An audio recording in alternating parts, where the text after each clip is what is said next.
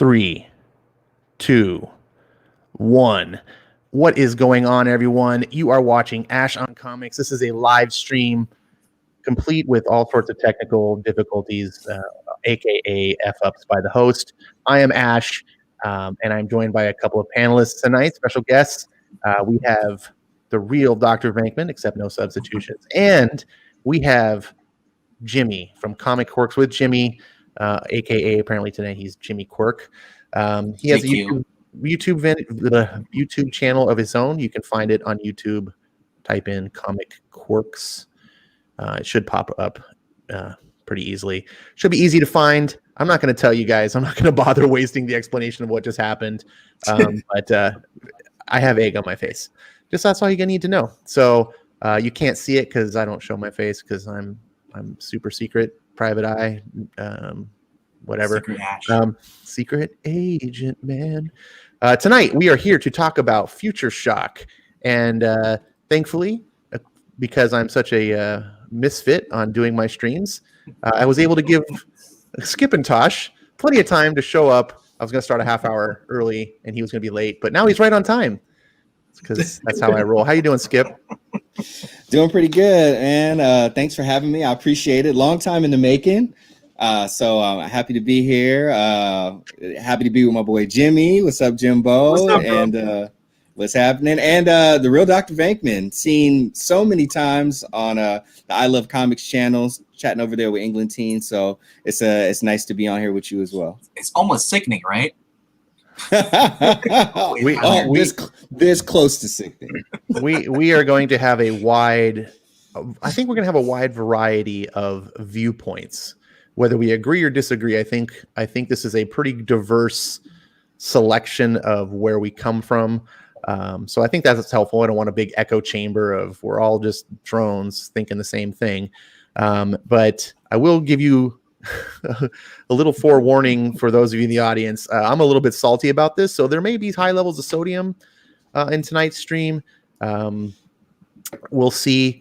I'm going to start off here. If you can go to dc.com, which I was already going through because spoiler alert, I've already done this and you guys didn't hear because I wasn't broadcasting. DC Future State, a glimpse into the future of DC Comics is right up on their front page. And you may have seen this cool little graphic that they made up to hype their super event of 2021, which is the biggest event in comics in 2021. Is not arguable at this point because no one else has announced any other events. So DC can hold the crown until that point. We're here to see that the DC is replacing a lot of their characters. Surprisingly, not some though, but we're getting a new Flash. We're actually getting multiple Flashes, spoiler alert. But this one, in true woke fashion, is not just a person of color and also a female, but also doesn't have legs because handicapable Flash is exactly what everyone has been hoping for. And if you see though, DC wasn't content to have one person with a disability as a superhero. On the lower left-hand side, we have this other person who I'm not for sure who it is. Is it a Green Lantern? Maybe I see a Green Flash? Are you trying to show us? Because we can't see. Oh, you can't see. Yes. Thank you. This is why we have Jimmy on the channel. He's here to correct my mistakes. There's the graphic. Thank you. The problem is I only have one monitor at the moment, so I'm looking. Anyways, now we're good. So here's the DC Future State and all its glory. We got a new Superman because it wasn't good enough to age up Connor Kent. Sorry, not Connor Kent, Jonathan Kent. We now had to turn him into a full-grown adult who's now replacing his father, who has decided to abandon Earth because that's something Superman would do. Or he died. And we got a Brazilian Wonder Woman because that's Nebula. I think someone at DC heard that the Amazon was in Brazil, and so they were like, Wonder Woman's in Amazon. It makes sense. I don't know. We got two Batmen. I don't know why we need two Batmen. Anyways, let's get on with talking about this. But before, in the format I've planning on going with you guys is CBR has a bunch of individual articles regarding individual titles, and I figure that's a good way to kind of break it down by categories. Oh, dope. I'll like, we'll see, they did one on the Batman, they did one on the Superman, and my plan is to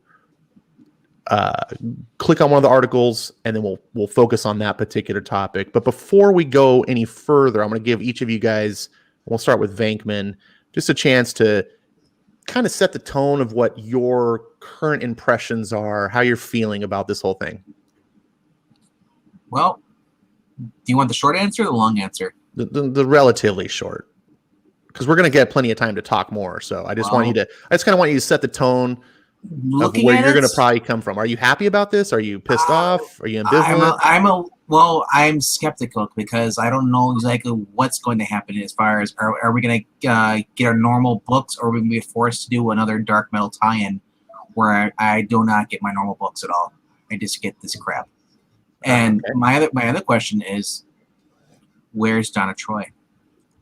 Where's all the normal legacy characters? Very good question. We'll definitely get that as a topic. Multiverse? That is something to talk about for sure.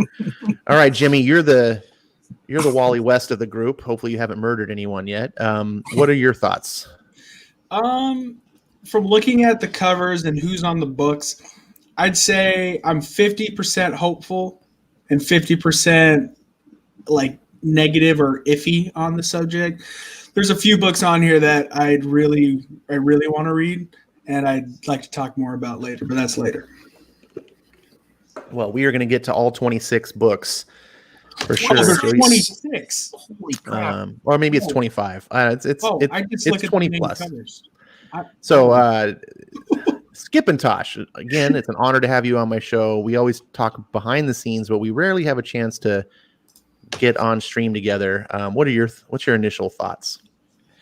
Not very positive. I mean, it's pretty apparent that this was their, them transitioning what would have been originally 5G, then G5, and now it's turned into this future states thing. And instead of spreading it over a longer period of time, compacted into, the short duration, 2 months or whatever that it is. So very much just seems like a cash grab. This is kind of some of the practices that keep me away from DC as a whole, even though I do know that there's some pretty solid core books over there that are definitely worth my time. But it's kind of tough to support things like this because it just feels like so much of it feels like more of a reach than a really fresh idea that it's kind of like coming from a honest place of creativity. Very good. All right. So my thoughts on this is, not my thoughts. A little disclaimer before going forward. And I'm not sure if anyone else on the panel is, but not professing to be any sort of expert that has absolute knowledge about this event. I could definitely possibly report some incorrect information. This whole stream is coming to you sort of as a comic book fan and based on the information as I know it. If I'm incorrect, I welcome corrections in the comments. By all means, I'm not trying to spread any misinformation, but I feel that it's not my responsibility for DC, DC's responsibility is to make sure that I am informed correctly about what's coming out. So I'm going to basically give my honest impression of what I think it's going to be based on the information, and my opinions are going to be based on that. So obviously, if I'm wrong, and you go, well, Ash, your opinions are based on something that's totally a lie, and I'm like, oh, okay, well then it doesn't matter. But this is what I think it's going to be, and so going forward, you guys know that. The first thing that DC talks about is Batman, and I'm sorry, were you going to say something? I was going to say they each get correct you at least once only. What's up? No, when you make a mistake, only one of them at a time can get to correct you. They can't all just dogpile you. Oh, well, I don't care. I'm sure. However, I just want to be correct, honestly, because I don't want to bitch about something that's not true, because then there's nothing to bitch about. The first thing that got announced, of course, was Batman, because Batman is DC's bread and butter. They are the Detective Comics company. DC Future State introduces an extended Batman family. Beginning in 2021, DC Future State will bring massive changes to Batman, including the introduction of an extended Batman family, because Batman's family wasn't big enough. DC Future State will feature big changes across the board of the DC universe, including way to repeat yourself. According to DC, in this future, Gotham City is controlled by the Magistrate. This villainous regime has taken control of the city, now under constant surveillance. All mass vigilantes have been outlawed and Batman has been killed. But led by an all-new Batman, a new assembly of Gotham's Guardians rise to give hope to all of us who have lost it. Skip, how does that make you feel? Does that sound like something that entices you? I mean, of course, it's marketing. They're putting together a little segment. So they throw out all the keywords and the buzzwords that are supposed to, start my brain going, my little Batman brain, my DC brain. I mean, the only thing that really is enticing about it, and I don't even mean the covers, but the potential for the art. But I am really, we're going to get to the salt eventually, I know, but I am really salty about Batman, obviously coming off of Tom King's run and then over into Tinian's run, that now that we're at the end of it, we kind of, see, I don't want to say that was a nothing burger because it wasn't a nothing burger, but to me personally, it was a big meal that ultimately didn't have a whole lot of nutrients in it. So it wasn't something that I feel like really fed people. So, I mean, them throwing this at me, there's not much that entices me to it. And especially if I personally read Batman, I want it to be the Batman, the Bruce Wayne that I know. I mean, it's fine to get creative and, we've had different people try to take the man on all that stuff at different times. It usually does not work out too well. Very rarely does it. And there's not much that they presented in there that makes me feel like, this is going to be something that they really invested in. Like I said, that has at the creative core has something compelling about it. It just seems like we made a change to Batman and a whole bunch of people. And here you go, like try a different Batman. I'm not really interested. Jimmy, I know you're not a real big Batman guy. Do you have any thoughts? Do you care? Yeah. I'm actually kind of excited, even though I'm not a Batman fan, because first off, I see Nick Darrington is doing the art, and I love Nick Darrington. The covers for issues 1 and 2 are very intriguing to me. They look kind of cool, but I'm not a fan of like all these different backup stories. Nothing really much though.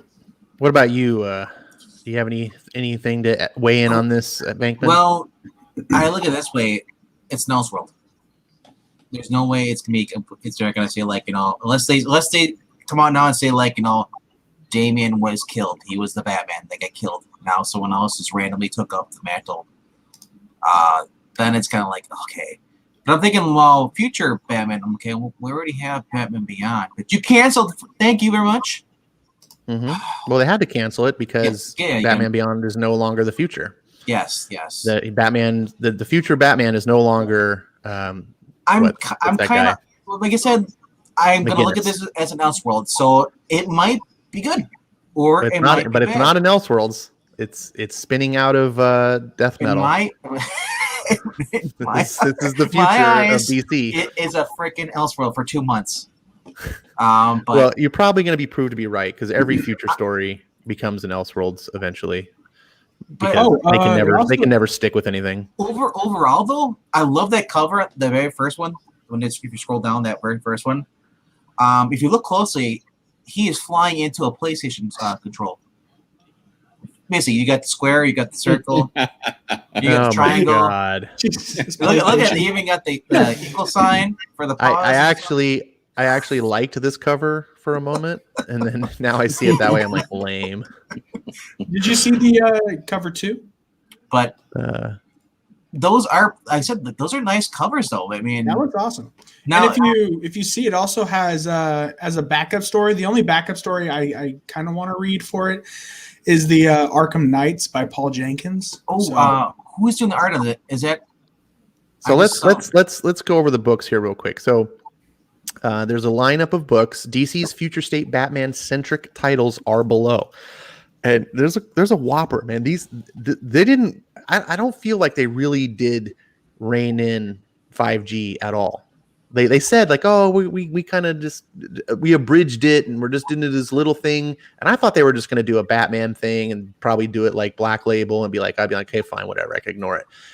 But this is an obscene amount of titles, and if this is the abridged 5G, I can only imagine what it was going to be like. So if we got Future State, The Next Batman, which is that pink cover we just saw there, it's 1 through 4, so it's going to be a 4-issue miniseries of The Next Batman.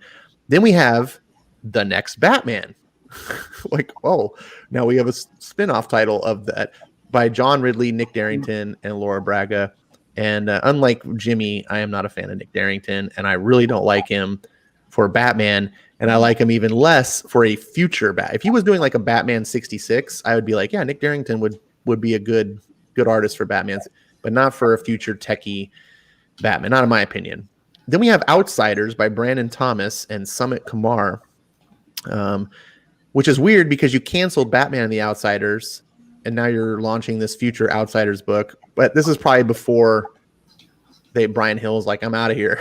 Then we have Arkham Knights by Paul Jenkins and Jack Herbert. And we have Batgirls by Vita Ayala. And, you know, if Vita Ayala is writing it, you know it must be good. But at least the art will be good, though, because Nick, she's been doing the Catwoman books. Okay. I've been loving the art on that.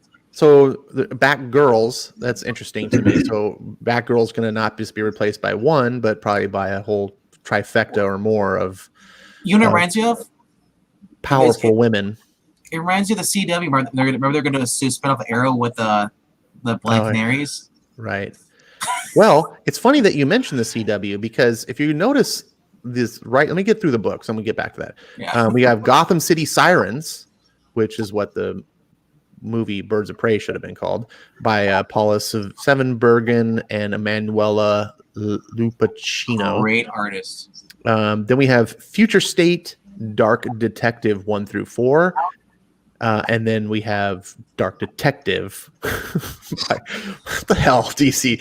By Mariko Tamaki, which is my number one choice for a Detective Comics writer in all of creation. Mariko Tamaki and Dan Mora of all pairings.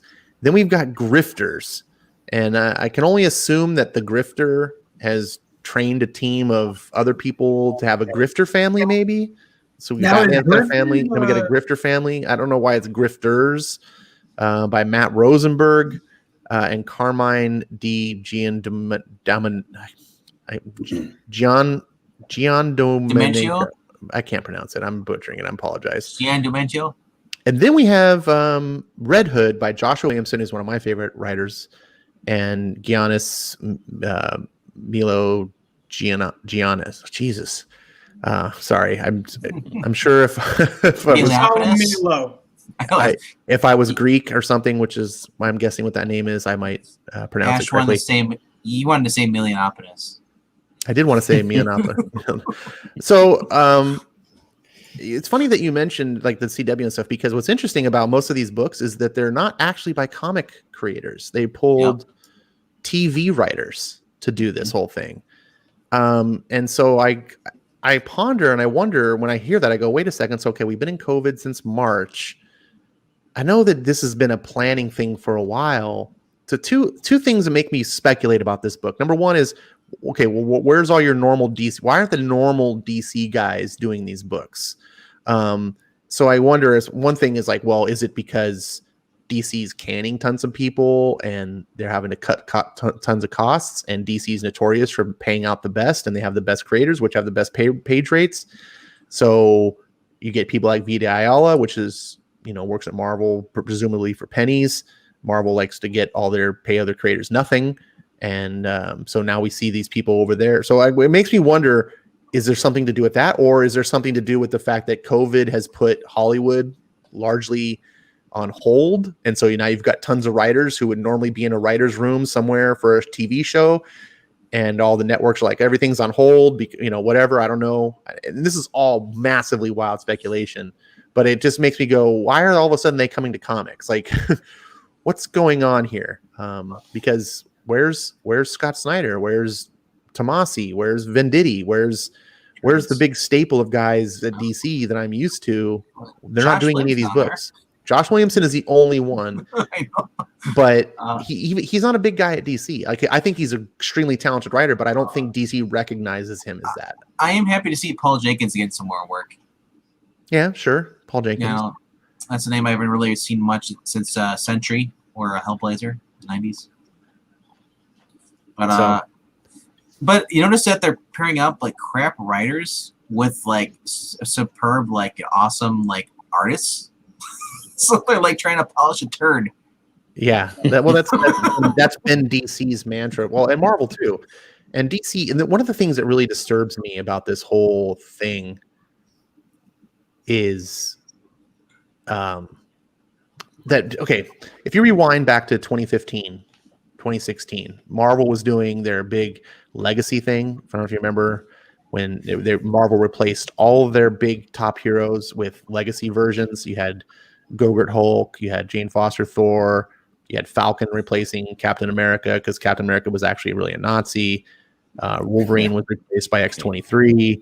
All new, all different, right? It is. All new, all different. Iron Man was replaced by Riri Williams. I'm sure there's more that I'm forgetting. I mean, they went across the board with like, and it was legacy. I mean, they even called legacy. And then remember they did those big one-shot books where they would have like the old character with the newer character, so that the old character they do a story where the old character was basically like giving the thumbs up, like, you got this, I support you being me, and trying to sell it to the audience. This kind of screams a little bit. I'll get to you, Venkman. I'm sorry. I'll let you have time. But this kind of makes me go, wait a second, DC, you were there when this happened.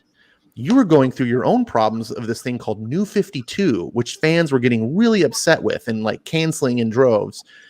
And you decided, we need to fix this. And you got Jeff Johns, the great Jeff Johns, to bail you out. And he came back and he did Rebirth for you guys. And everyone across the board loved Rebirth. And even old Marvel fanboys like me were like, I don't like DC. I jumped on board. I was like, no, DC sounds like something to get into. And everyone was happy. And something miraculous happened that almost never happens. DC became number one. They had the market share. They were the number one publisher under Marvel. And Marvel, about a year or two later, had to can Legacy. Remember the whole thing when CB Cebulski got hired and was like, we're bringing back all your favorites and da-da-da-da. And because DC was just crushing them. Like, it was stupid. Eventually they had to cry uncle and be like, we can't do this forever. But now DC is almost like, you remember that New 52 thing? And remember how Marvel, let's go back to that. So Venkman, what were you going to say? Well, two things. I was going to say they totally missed the best line they could have done for, if you're doing an all new, all different DC, totally awesome Batman. That's what we need for the title. Totally awesome Batman. That would have been great. And then also Brain wants to correct you on something. He says, excuse me, you forgot the real Hawkeye, Kate Bishop. Oh, how could I forget the real Hawkeye? I apologize. Continue. I see it sort of. I don't think they're doing that. What I think they're doing is Dan DiDio had his own plans of 5G and had all these things. They started working on the books, and like I'm gonna say 3 months into, 3 months our time of release dates and book wise, we're finished. And then they were like, no, you're gone, DiDio. And then Jim Lee's like, okay, we're not doing this anymore, but we're gonna sell these books like as a future thing, and just so we can make our money back on these. I like and that. Then, and then they'll go back to the normal thing again. Once you read the description on there, and then I'll comment on this book. All right. Before I proceed, Skip, did you have any thoughts? I know I kind of monopolized the thoughts there for a moment. No, it was good. Yeah, I mean, to your point, if we're referencing the all new, all different Marvel, one of the things that had happened in that transition period of time as DC was doing Rebirth and Marvel was not having success with All New, All Different, is as whatever they were trying to transition to into Legacy, and then I forgot what it was after that, as they kept trying to churn it out. Remember, Axel Alonso had gotten let go, and Bendis was still at Marvel, and he was, writing a bajillion books, because he always writes a bajillion books because he can just write so much. But it was, since he didn't get that spot, that I think he thought he was going to get Axel Alonso's and didn't give it to him, so he ended up going over to DC. So I think it kind of took some of that, with him, as Dan Didio is coming back into More Power. Bendis goes over, and it's kind of like, hey, I know you like some of what was going on over there. Like, we can make it work over here. And I think, it just took a little while to kind of get those things going. And I think that's what this ended up being. So, but I do see how, they swerved. Of course, they had to rebrand it a little bit. We do already know that some people that we do like Robert Venditti, was already linked to some of the books and some of the things that were going to happen in 5G. And now he's not on a title at all. So I do think, kind of to what Jimmy was saying, there was like a small period where they were able to pivot it enough. And I think they still wanted to do let's try to get people outside of our normal base, and let's try to get younger readers and everything. So I think that's where some of the, like Mariko Tabaki writing detective, and then some of the TV writers, I think that's kind of where we get some of them coming over to try to pull people from those places where they were already doing some of the work that they're known for. Now, can you imagine this being weekly instead of being bi-weekly, because they want to push as many as they can? All right. No, so your opinion is that that this was actually going to be much bigger and more evolved, and that what we're getting is really trimmed down. Yeah, Would that be correct? Yeah. Okay. All right. Let's go get through this. DC Future State reveals major Superman family plans. Beginning in 2021, DC Future State will bring massive changes to Superman, Supergirl, Superboy, Wonder Woman, and much, much more. Oh, I didn't realize Wonder Woman was part of the Super family, but maybe it is. Well, maybe it is. New 52 coming back. I don't like what that they have a trigger word in there. Change. Don't change the characters that people love so much.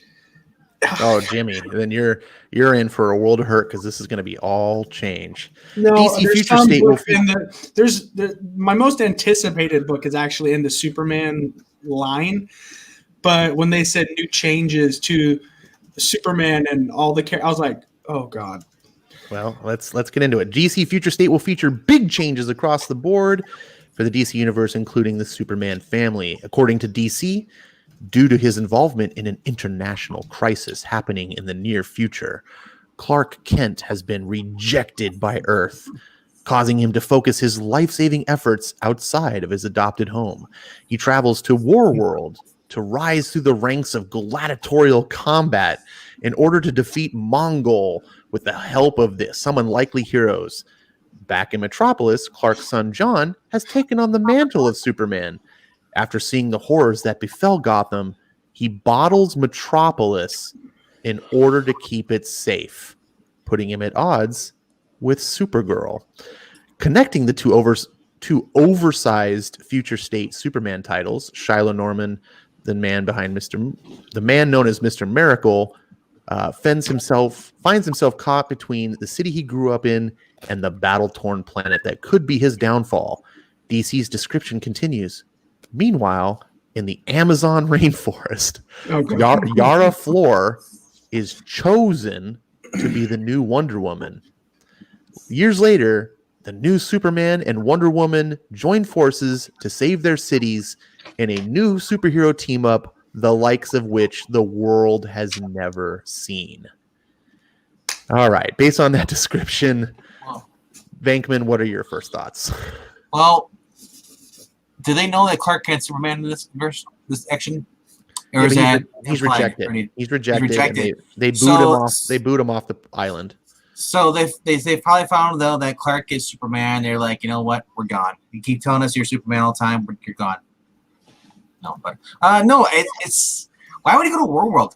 I'm gonna be Mongol 2.0. What? You're Superman. Why would you leave? Obviously, what could he have done so bad that they kicked him out, and that he would actually give up on humanity? If that, he needs Clark to Clark needs Batman to just come up there and just slap across his face. He's like, dude, grow a pair. Don't inspire them. You save them. You don't have to be a hero. Just protect them. That's all you're gonna do. No, he's got to be World Wrestling Champion. That's essentially what's happening, according to how I'm presented. That's what it sounds like. He's going to go to War World and he's going to fight, and he's going to become basically WWE champion. Skip. What I read out of this is what strikes you the most? What hits home? Man, not a lot of it honestly resonates with me. Like, just all of the scenarios just seem like so far away from, like, if I want to read those characters, you know what I mean? Like, it just seems so far away from like if I was going to read a Superman book, like, about him just he's rejected, abandoning the planet, like he's got to go. I mean, it sounds like Superman, Superman's Planet Hulk. I don't know. It sounds like that to me too. Oh God, that didn't even connect.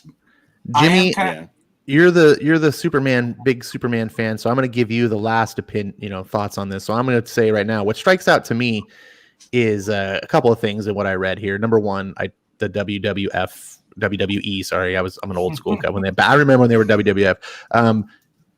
I say this all the time, that modern comics seem to be written by people who only understand the world through pro wrestling eyes. Like, they're not about heroes anymore. They're just about people fighting each other and for glory. So when I hear the whole go to War World gladiatorial combat, I just roll my eyes and just be like, well, that's my opinions of mainstream comics in a nutshell. They're always just fighting each other, and there's heel turns and face turns all the time. And there's not stories of virtue and justice and overcoming adversity. There's stories of like how to be the best and how to rise up the ranks and be the champion. And there's nothing necessarily wrong with that. Like, I mean, if you like pro wrestling and it entertains you, that's the reason why it entertains you. It does it. But for me, that's not what comics should be. But the other thing that really strikes me was that this whole chosen to be the new Wonder Woman. Is there like some high power that like assigns you, Yara Flor, are now the new Wonder Woman? Or I thought Wonder Woman was just a person who decided to be called that because she became this hero and helped people, and then she's like, "Who are you?" I'm like, now it's like this. Right? It's like this. It's like now it's a title of the, like, you are now chosen to be this thing. Like, you're like, what? And second, the whole joining forces with a superhero team up, the likes we've never seen before. So we've never seen Superman and Superwoman together. Like, that's never was a thing. Because I think it was a thing. Sorry, you were saying something, Venkman? Well, maybe they based this Superman off of Dean Cain, and that's why they kicked him off Earth. Oh, God. Probably. Probably. Go ahead, Jimmy. Okay. I don't know if you saw what I said, but while you were reading the description, I did this because DC needs help, and I don't know who's going to save them. It's kind of frightening because Superman, the man, if you guys read Superman, anyone should know this. Superman is authorized by the United Nations to be able to go anywhere in any world, cross any border, because he is known to be 100% good. So what could he have done to be kicked out of and be disregarded? I know what you're going to say, RDB, and be disregarded from Earth to the point where he has to leave. And that hurts. And also, I can see John Kent, now that it's future, he's older and more equipped to be Superman than what he is right now, to step in the role. But you're probably not going to like it. Wouldn't Supergirl be the one to do it because she's like next in line to him? Well, if you follow the idea that there's some sort of ordainment here, and like there actually is like an official role that there must be a super but that's not. This is just a guy who took it upon himself to help people, and they called him Superman. And now so there's no next in line. There's no hierarchy. No, there age-wise, must always experience-wise. be a Superman. If you read, which I know you have, Doomsday Clock, the final issue. I get it. No, there I must get always that. be. That's Manhattan's idea that Superman is the center of all So- things. I get that, but this isn't Game of Thrones. Like there's no but that's mine. I inherited this throne of Superman. And one last thing that you reminded me of, I forgot one thing. The thing that really struck me, and I don't know why I didn't mention this, is Superboy. I'm going to call him Superboy so that we understand the difference between John and Clark. I know he's Superman here, but he bottles up Metropolis. I immediately get thoughts of didn't Carol Danvers do something similar like this? This seems really wrong. He traps an entire city in a bottle to protect them for their own good. What are you doing, dude? Who authorized you? Who said you have the power? If I'm a Metropolis citizen and Superboy comes, I'm putting you in a bottle for your own good. I'm hell you are. You're a freaking villain. What's going on? Shouldn't he know not to do that because of how bad it worked out with Kandor? They were bottled, but then an outside source shrunk them. And then they all died because the bottle got destroyed. So Well, yeah, but I'm saying shouldn't he know that you probably shouldn't bottle? Or he should just know because that's wrong. You don't just get to imprison people because you feel you're entitled, even if it's for their own good. Hell, the road to hell is paved with good intentions. This idea that I am the one who has the moral authority to decide what's right for everyone else. That's so antithetical for Superman. That's one of the prime things that defines Superman as a character, is that he is a guy who legitimately is better than anyone else. He legitimately is. If there's anyone who could say, look, I'm better than you, I am more elite, I am more deserving in any way. If anyone could make that claim, it would be Superman. And yet he's the one who makes it the opposite and says, no, I am no better. I am just like you. I have no right to tell you how to live your life. I have no right to control you or anything. And he follows that. That's part of what makes him so to see Jonathan Kent. And again, I don't know this whole story. There's more context that I don't know. But what that sounds like to me is a big red flag. And I'm what's going on? So Now, who's writing Superboy? Okay, let's get to the comic list here. Yeah. Of the Superman books that you get to happily spend tons of money on, include Future State, Superman of Metropolis, because apparently he's not Superman of the world. He's just from Metropolis. Issues 1 and 2. He doesn't get quite as many issues as Batman. Superman of Metropolis is by Sean Lewis and John Timms. Then we get The Guardian by Sean Lewis and Cully Hammer. For those of you that may not know, the Guardian is sort of like a street level vigilante for Metropolis. He's kind of like a Captain America-esque. yeah, it's Jimmy Olsen on Supergirl, right? But even this guy, they couldn't Yes. keep the actual Guardian. They had to make a new future Guardian. So this he's been race swapped. I don't know why you're going to take an F-list character like the Guardian and do this, but whatever. Then we get Mr. Miracle by Brandon Easton and Valentino De Landro. Apparently this is a new Mr. Miracle. Okay. Future State, Superman, Worlds of War 1 through 4. And then Superman, Worlds of War by Philip Kennedy Johnson and Michael Yannon. That's the one is my most anticipated book out of all of this, because he is a great writer. The cover looks so effing appealing, and the story sounds kind of cool, even though he was outcasted and now here. But I feel like the story could be really good. Sure. If you like Superman gladiatorial combat, it'll probably be right up your alley. Midnighter by Becky Cloonan, Michael Conrad, and Gleb Melnikov. I actually like this artist, Gleb Melnikov. He did one of the Superman Man of Tomorrow digital books. Oh, really? And I did like him. He's still raw. He's still a young talent, but I could see in 5 years this guy being really someone to look out for. And Midnighter's an interesting character. If it's the same Midnighter, I don't even know if they swapped him. Black Racer by Jeremy Adams and Sia I don't know who Black Racer is. Apparently another Mr. Miracle book, or maybe it's just a duplicate. It looks like the same. They might have duplicated it. Then we get Future State Immortal Wonder Woman 1 through 2. So apparently the new Wonder Woman is immortal. Mortal Wonder Woman. It doesn't even roll off the tongue very well. By Becky Cloonan, Michael Conrad, Jen Bartel, and then Nubia, because apparently it wasn't enough to make Wonder Woman a woman of color. We also needed to bring back Nubia, the woman of color version of like what? Well, going in this rate, they're probably going to say there was a Secret Empire Superman that get kicked off. How do we ban him for hate speech? Who? Me or RDV? Because if he's saying there's going to be a Nazi Superman, I don't want that in the atmosphere. Don't give him ideas. He got kicked off for a reason. He had to have been that bad. Well, here's the covers. We got Superboy holding his bottled world.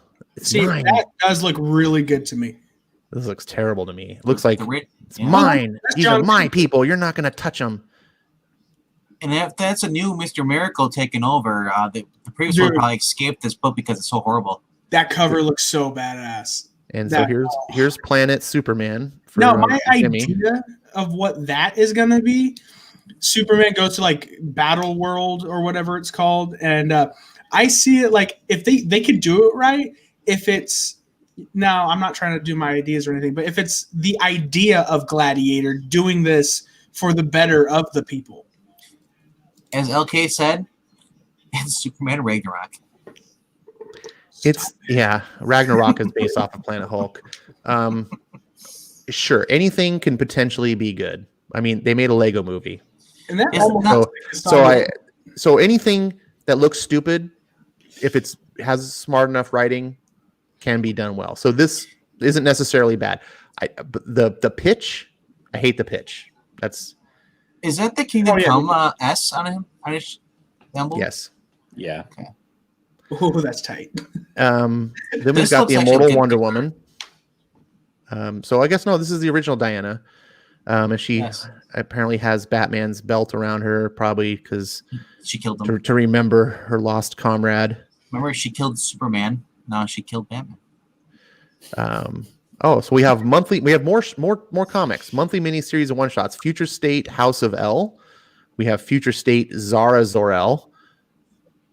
Future State, oh my God, this is a mouthful. Future State Zara Zor-El Superwoman. Oh, I guess she's graduated. She's not Supergirl anymore. By Marguerite Bennett. Kara Zor-El. Oh, God, that's why. Oh, Marguerite Bennett's so terrible. Then we got Future State Legion of Superheroes by Brian Michael Bendis and Riley Rossmo. Future Life. There we go. That is going to be the cream of the crop right there. Don't look at me when you say that. Two super talents together. I can't. Riley Rossmo and Bendis together on. Well, I mean, I'm gonna read it, but I'm not gonna be happy about it. I actually like Rossmo. I'm probably gonna be the odd man out. I actually like Rossmo. Wow. I was okay with him on the Martian Manhunter series because Martian Manhunter is not supposed to look right like human. It worked really well for that. I don't think. Right. But when he tries to draw just like normal people, I don't know. We'll see. Did you see the Robins in that Robin 80th anniversary where he's just with the really long leg just running over the building? It's like he's not a string, he's not Plastic Man. Wait, Riley Rossmo's the artist on Martian Manhunter? On the miniseries that came out like a year ago. Okay, then I might Mark not Russell. Thank you. Wow. Superman Wonder Woman by Dan Waters and Leela Del Luca. And we got Future State Superman versus Imperious Lex by Mark Russell and Steve Pugh. No, you know what? I'm actually going to read that. From Mark Russell, he does good political books. Oh, excuse me. What did you just say? No. Let me to the point where it's centered. When obviously he's far left, everywhere in real life, and when he writes it in a story, he's very centered, and it does give a sense of hope when you read it. And I'm excited to see how Lex Luthor is going to be like trying to take over again now that Superman's gone, because I love Lex Luthor, obviously. So to see him be like, this is my opportunity, I'm going to see how he does that. I'm calling it out now. Imperious Lex is Orange Man. Future State Wonder Woman by Joelle Jones. So those are the additional books to add to your roster. Hey, look, we can see O'Reilly Rossmo Legion of Superheroes right here. Here's. Oh, actually, that looks tight. Oh my gosh, Mariah's good. And look, there's one of the amputees, right? There's the one. So it's not a Green Lantern. It was a Legion person. Oh my gosh, Okay. Mariah says, "What did Superman do to get kicked off Earth? He greenlit both Bendis and King's projects from DC." And we're gonna find out that Oh, we also forgot. we're gonna find out that Clark Kent voted for Trump.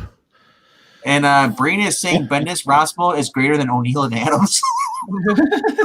I told him to stop that. I was like, stop that. Breen, you stop that.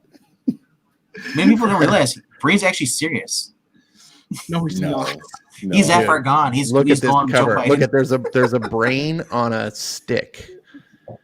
And Isn't that part See, of her? like, and look, and we got Luke Skywalker guy with no legs. Is it the That could Phantom? literally just be Brainiac, dude. He's got looks like the Phantom face. Brainiac He 10. put horns on him. Oh my goodness.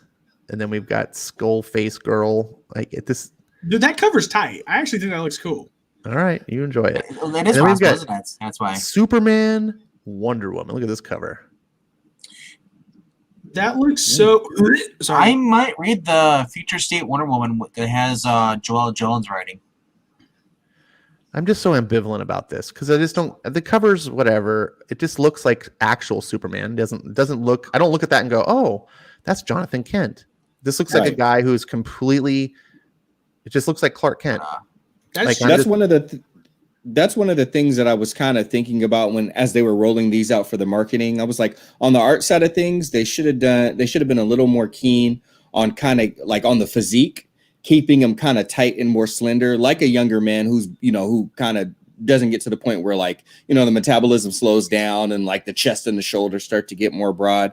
They should have kept him more svelte and kind of athletic because it would have consistently symbolize like this is basically this is John and this is a younger Superman because our iconic normal Clark Kent Superman has the robust physique and larger physique. So I think that's one place where they really failed because there's not enough to differentiate, and they kind of fallen over their own plan. No one is going to be like, oh, that Superman looks so different. It's just like, oh, that's just the Superman I know in another costume. Can you imagine if, like, now remember, this is after Bendis' run. So imagine if they continue with this Superman on like the Hulk world.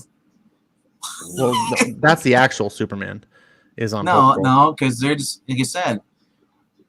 We complained about Bendis, and they said, you know what? Hold my beer. Dude, that cover looks great for the story I have in mind. I actually think. Oh, okay, never mind. I see the bottom. No, I still think this looks really appealing to me. Looks like Wait. there's a mask. Like this is not. Oh, without a I mean, doubt. No, it's a man wearing a mask.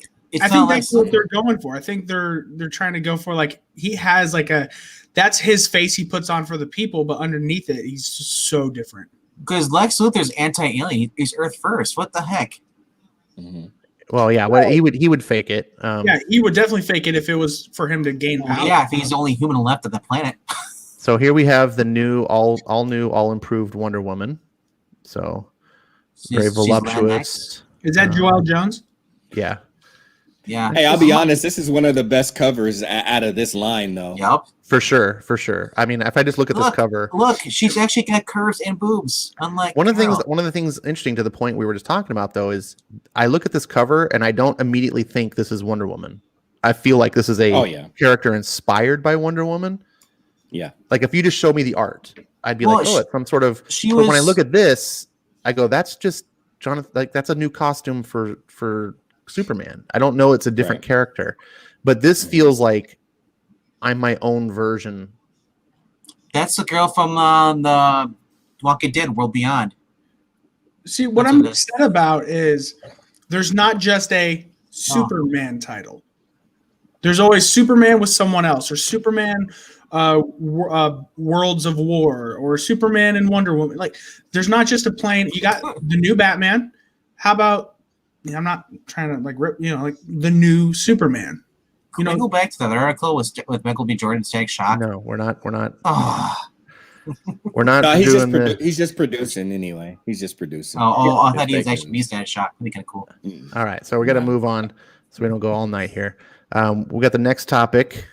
Oh wait, by the way, before we go on to the next, I should probably give Skip. Do you have any final things that you want to talk about Superman? Oh no, that was it. I actually ended up getting my points in earlier. I appreciate it. Cool. Jimmy, do you have anything final more you want to say about Superman? I'm hopeful, but I think I'm putting my hope in. Man, god dang it! I came in here trying to be optimistic, but the more we talk about it, like it's just slowly getting worse. Red pills are, it's just like in the Matrix. That red pill's a doozy. Venkman, do you have any? I know you're not a real big DC guy anyway, but They said the anything you Joel wanna- Jones Wonder Woman, even though it's a new legacy character. are you gonna get it because you're like, I just want to see Joel Jones drawn? Kind of good. Hot It is chick. because she knows how to draw hot chicks. I'll give her that. And then her stories are decent. Yeah, But like I said, this could be like a Trojan horse. Be like, yeah, we tricked you. Read this, and it's like Riley Rossmo on the inside. See, I don't care what it looks like. Sorry, I don't care what any comic book looks like. As long as there's a good story, I'm gonna read it. And I like all these. It looks like they're masking. I hate to say it, but it looks like they're masking the story with the art. I mean, yeah. I mean, that's. I don't know. I can see some of it. Like I can see some of what you're saying, Jimmy. I mean, it's just a known tactic that's what they do. But I'll be honest with you, that is part of the reason why I do put like a emphasis on the art, and I have an appreciation for it. Like it is part of the storytelling, especially when you get an artist that doesn't just make things pretty, kind of like Phil Noto. Phil Noto will just make things pretty. When you got someone who's really good with like assisting the storytelling, it makes a big difference. I mean, some of my favorite comics are comics where there's no words and like the art does the storytelling. So, And there's For sure. there's only 2 artists that will get me to buy a book just for the art. I don't care about the story, and none of them are in this. So it's just like, yeah, there's good art, but I'm gonna need the story. definitely. But All my right, so thoughts moving. is this gonna be a multiverse thing? No, this is the future of the DC universe. There's too many All right. freaking Batmans each character. How can it be? There can never be too many Batmans. Look at the Never. Spider-Man. There's like 5,000 of those. Yeah, but they're multiverse though. All right, moving along. We got DC Future State features an all-new Justice League of Legacy Heroes. An all-new Justice League team featuring Legacy Heroes will be introduced in DC Future State, with the titles starring the Teen Titans, Shazam, and Suicide Squad. Well, what about the Justice League? Where's the Justice League in this? There is a Justice League book right there. I know, but it's featuring. Never mind, Jimmy. All new Justice League team of Legacy Heroes will make their debut during DC Future State in a 2-month line-wide event beginning in January 21st. February will feature a combination of monthly and twice-monthly oversized anthologies, as well as a monthly schedule of miniseries and one-shots starring current and future DC heroes. So they have a monthly miniseries afterwards. The Justice League of DC Future State will have their secret identities hidden from each other. That sounds like an amazing idea. With the future issue covering with a first issue cover featuring the new takes on Superman, Wonder Woman, Batman, Flash, Green Lantern, and Aquaman. Other titles under the Justice League family for DC Future State include Justice League Dark, Swamp Thing, Shazam, Teen Titans, and Suicide Squad. So immediately the first thing that strikes out to me on that is that their secret identities are hidden from each other. And the other thing that strikes out to me is it's an exact lineup of the 7 that DC always does. They can never branch away from having a Batman character, a Superman character, a Wonder Woman character, an Aqua character, and a Green Lantern character, and a Flash character. So it's always those. And if one of them dies or something happens, they just get replaced. And it's like, we can't invent any new characters. We just have to invent new versions of these characters. Skip, do you agree or disagree? Or have your own thoughts? I mean, no, that's, I mean, the writing's on the wall. It's kind of all right there. That is, what it is. I was listening to a conversation earlier today, and someone brought up the term the Bendis effect, which I don't. No, well, I don't think it's going to be quite what you think, Jimmy. But it is something that I seen happen, and like I said, it's not just the Bendis effect. I've also seen it happen in a positive way. But when writers come, these companies already have these characters and the rights and everything, and we've seen everything from lawsuits between Bob Kane and Bill Finger and the Schuster estate and all that stuff. So once they get those things in stone, and now you have it. It's like we've already got that taken care of how we have to compensate them for the creation of these characters. It takes so much effort to push a new character, they feel like. And then most of the time, flat out, I don't feel like you have. I haven't seen a lot of really inspired ideas for new characters very much recently. Every now and then you get a good creative writer that does that. But the Bendis effect was the fact that he would come in and just create so many new characters because he's going to get some money if the characters end up getting used. And I think that cycle between both of those two things doesn't really lend for when you can really open up and give new ideas. Good ideas, not just new ideas, new good ideas for characters and backstories, enough of a push to actually give it an opportunity to resonate, with comic book readers. So I feel like they do it to themselves. I feel like we would give them enough of that, but also as comic book readers, we have to take some of the blame, and maybe not us particularly, even in this chat or in this discussion, but the average comic book reader, the comic book reader that we don't talk about a lot, but we hear like Perch talk about, that they don't come into these conversations and stuff, and they're not on Twitter or not. They just have their guy at the comic shop pull the books. They just go and they pay for them, and they don't really give it a lot of thought. Make sure I got Spider-Man, make sure I got Batman, make sure I got Superman. They kind of do a little bit of the perpetuating the cycle too, because they're not always the ones that are so open for it. So I feel like it's like a three-headed, snake that it's tougher to crack than we give it credit for. But I also think there's more opportunity to do it than they think there is. So it leads to this. So I just came back. I looking at the cover up there, and the girl up to the left and the redhead. Is that Corey? Like after so many years, they finally whitewashed her. No, that's the daughter of Aquaman. So Aquaman's daughter can fly. I think it's just a jump. Okay. Well, it's interesting. I like how she's got these Wolverine type claw things. She does? I can't even see that. Yeah, it's kind of hard to see. They're not actual like popping out of her wrist, like her hands, like Wolverine. I think she's grabbing them, but it's like a fist trident. Oh, I see it now. Holy yeah. It's like lame, and it's like, wait a second. They said somewhere else that this is like new versions of Aquaman. So I'm like, is she calling herself Aquaman? She used to be Aquaman. I think she's Aqua. I think she's actually Aquawoman because I think that's him and Mira's daughter. Maybe. Yeah, it's just weird. It's weird that they said it's new version of Aquaman, but I'm like, but it's not Aquaman. It's not. Like she's. Yeah.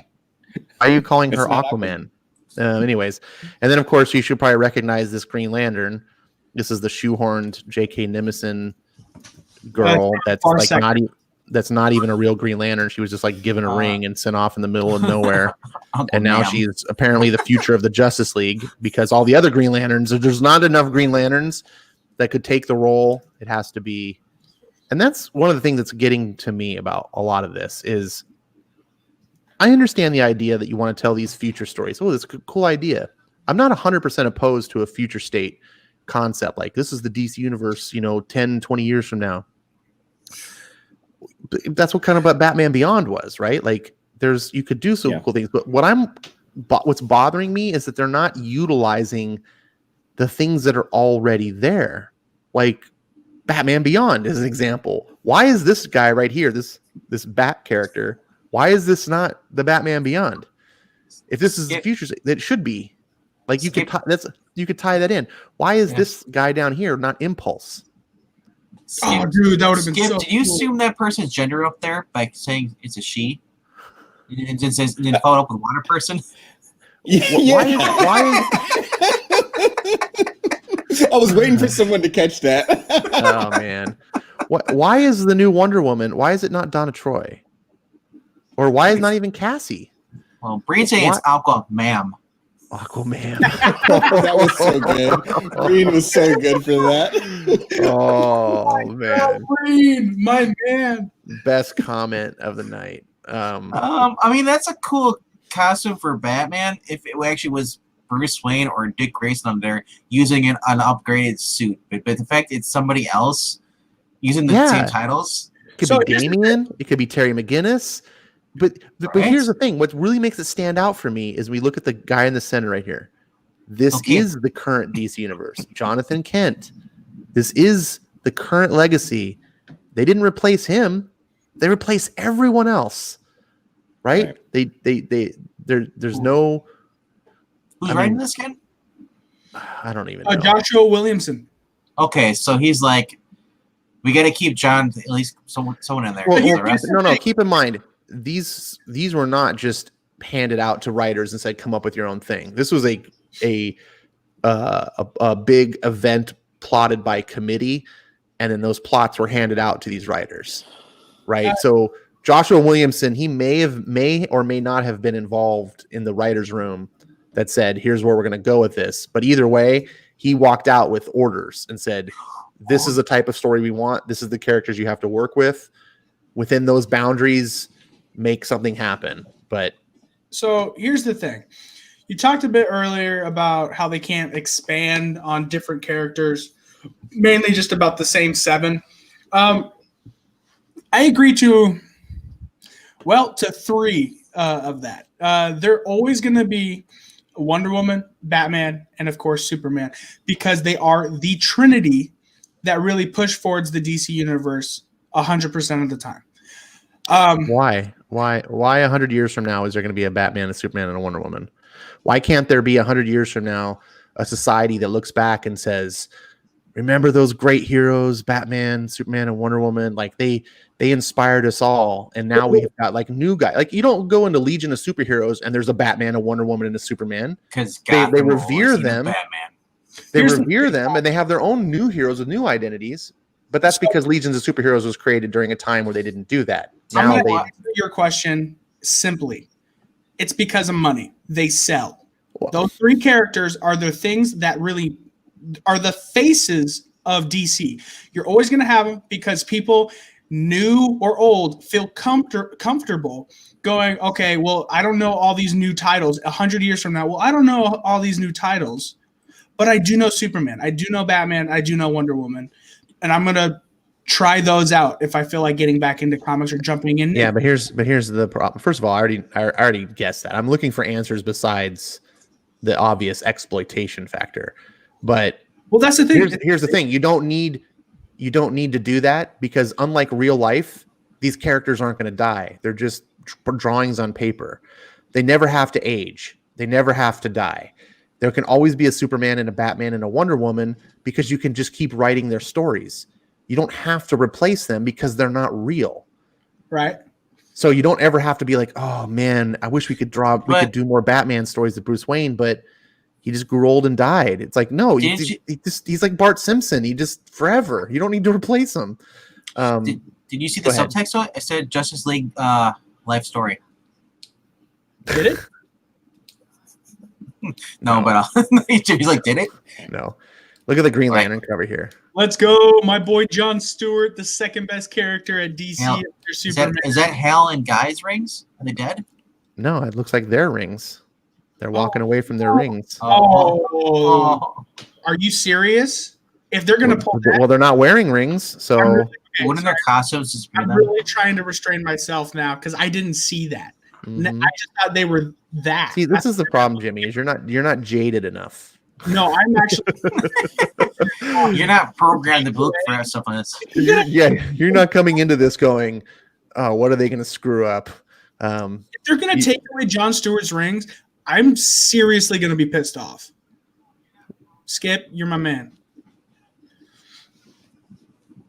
Brass knuckle rings. Yeah, look at Skip, Yeah. boy. This I'll punch you with the rainbow. Pow, pow. if they take away Jon Stewart ring, it will genuinely piss me off more than the entirety of Bendis's run. Wow. Because How like, I love Jon Stewart. Like if there was only 2 books I could read, it would be Superman and Jon Stewart. Those are the only books I'd read. But oh god, that pisses me off.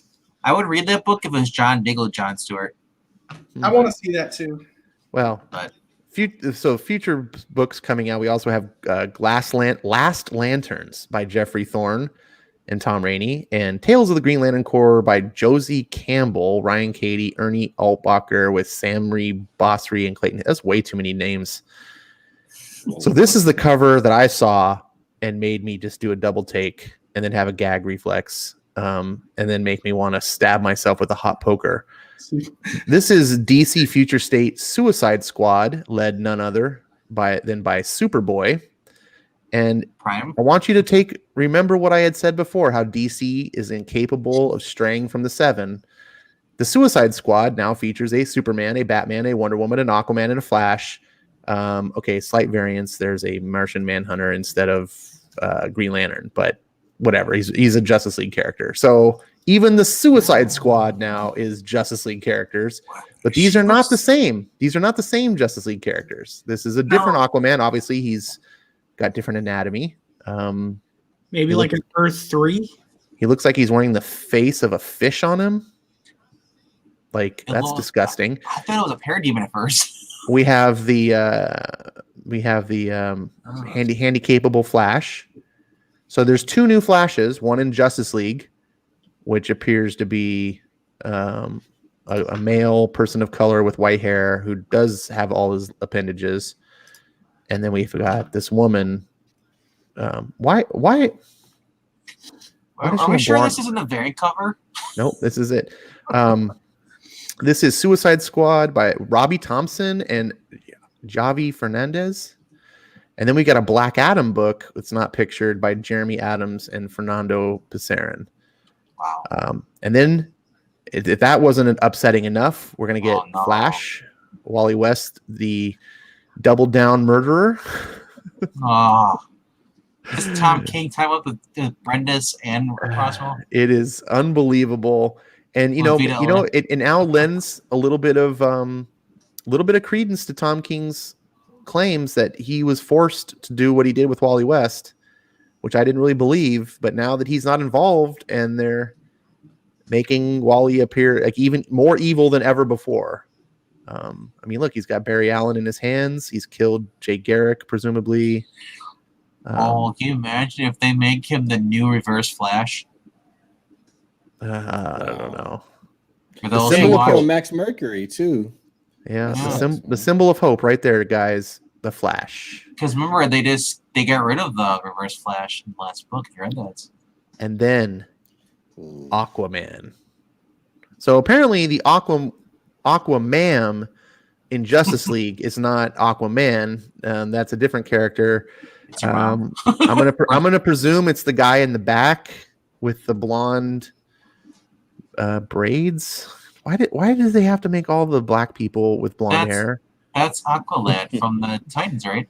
Yeah, Millie I'm, sure, Vanilli. I'm guessing. Millie- I'm guessing it is, but the whole like black people with blonde hair thing, like, how many times are you gonna do that? It's like, I'm telling Well- you, Cisco was a hit. The thong song was amazing. They're just trying to bring it back. You know, I mean, I don't know why you got to give them a hard time about it, Ash. They're trying I to don't bring know. back Cisco and the thong song. But seriously, just imagine this: replace Aquaman, water person. I'm telling you, it would sell. It would sell. water person. Aqua person. Well, I'm curious who this is. Maybe this is Aquaman right here when she's younger. Yeah, for those who like to do drugs, Aqua Dude. Maybe. Dude. And then we've got the all new, all hopeful, inspiring, definitely not dark and gloomy at all, Teen Titans. Or Water Dude, mention. That Teen Titans actually looks sick, and that's gonna be a book I'm picking up. This looks horrible. Dude, that cover looks sick. What are you talking about? I guess I just don't. I'm not a Teen Titans guy, so Neither I'm biased. But specifically, what looks horrible to me is the all new, all dark Shazam. This was apparently, I read somewhere else, billed as Shazam makes a deal with the devil and his life is forever changed. That actually kind of looks more like Black Adam than Shazam. Yeah, it sounds to me, basically what I'm reading is that they're making Black Adam the hero, and Shazam is going to be going down the wrong path. Like Shazam finally loses his virginity. Man, I was so hopeful coming in here, and now I'm just depressed. So here's the thing. I don't like Shazam at all, right? But I respect that other people do. I respect Captain Marvel, the DC Captain Marvel's place in comics. He's a very youthful character, right? He's a boy. Even when he becomes the form of a man, but he's still a boy at heart. And so he's definitely a comic that's geared towards children. He's geared towards naivete and optimism and everything like that. Shazam should be a very wholesome book to me. I feel like that's what it is. So to take Shazam and go the dark, edgy route to me is just bonkers. It shows completely out of touch. There's a million characters you could go this route with. Shazam Axis. And you're going to do this. And then, of course, because we'll hopefully get to it, but the big story arc of everything that's going on, it sounds like Black Adam is going to be the hero of it all. We have a Swamp Thing cover. Now, this is a pretty dope cover. Oh my Looks God. like That's tight. Swamp Thing is infecting the Statue of Liberty or becoming, I don't know. Yep, that's the other title. I was very hopeful. I'm a huge Swamp Thing fan after reading like most of Alan Moore's run, because that's probably one of the best fucking books ever. And this one looks, dude, tight. That looks okay. So let me read to you the synopsis though, and see if Jimmy, if your attention stays the same. A thread of great change runs through the Justice League heroes. A new league is built upon the secret identities, even from each other. But an old and involved enemy will use these secrets to try and overthrow the world. For the supernatural heroes of Justice League Dark, the very fabric of reality has shifted, and heroes are being hunted. For Flash, Shazam, and the Teen Titans, it all begins when 4 Riders of Apocalypse unleash hell in a battle at the Titans Academy. Barry Allen is cut off from the Speed Force. A famine-controlled Wally West may be beyond saving, and Billy Batson makes a deal with the devil that will change Shazam forever. Off-world, Jon Stewart and the remaining Green Lanterns are stranded in the shadow of a dead battery. Jackson Hyde and Andy Curry are separated across the galaxy, and Amanda Waller executes her ultimate plan with a new but terrifying familiar Suicide Squad on Earth 3. At the end of time, Swamp Thing reveals its true intention, ruling supreme until a remnant of humanity launches a rebellion, and Black Adam looks to the past as the only way to save the future of the multiverse. So, is this a result of Dark Knight's Metal? This is launching out of Dark Knight's Metal. So the great ultimate villain sounds like it's Swamp Thing. But what? He's a vegan. Leave him alone. He's a vegan. He's a vegetable. He's from California. So Swamp Thing's the villain, and if you know Swamp Thing, like almost everyone who has read a single DC book should know, Swamp Thing is the protector of the green, and is his only alliance pretty much is to keeping the green alive, and he's pretty much Superman of Earth. Well, Jimmy, you've been lied to, because according to this, his real intention is ruling supreme until a remnant of humanity launches a rebellion against him. His queen is poison. So he's been hiding all along. He's basically the Steve Rogers of DC. But He's been a Nazi the whole time. if there's one character who doesn't hide, it's Swamp Thing. He makes his presence known. So here's my prediction. You're seeing that is Mara's child as the grown-up version of the Aquaman. Then that's probably her younger sister or her daughter on the cover with Aqualad. What I'm going to say is, Probably. it looks like the quality of the books, they actually took time with the quality, but the story, on the other hand, looks like it's just not giving me hope. Wait, For the overall future state. Like, looks like the quality looks like it's there, but I don't know about the story, and that's what hurts me. oh, It doesn't no. look like it's there to me. It's got a bunch of unknown creators. Please tell me they that don't I- ruin no Joker. and the ones that I do know, with the exception of Joshua Williamson and maybe a couple others, are just garbage. Oh, who's Del the Eaglesham.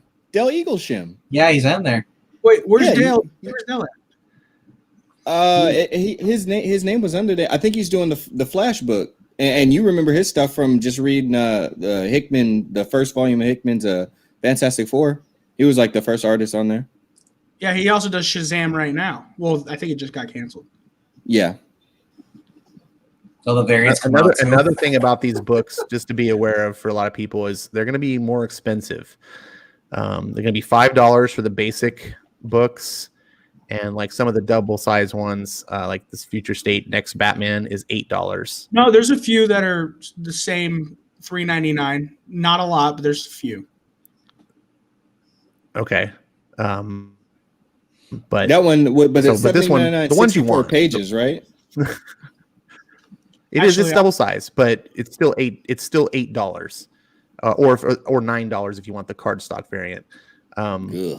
But the point is if these are double shipping, you're paying $16 for the month of January, $16 for the month of February, just for these books. Man. Now, it sounds like, if you're a fan of normal DC comics, that you're a little bit in luck, because it sounds like they're putting all their normal comics on hold. And this is going to replace the DC lineup for 2 months straight. Let's go, DC.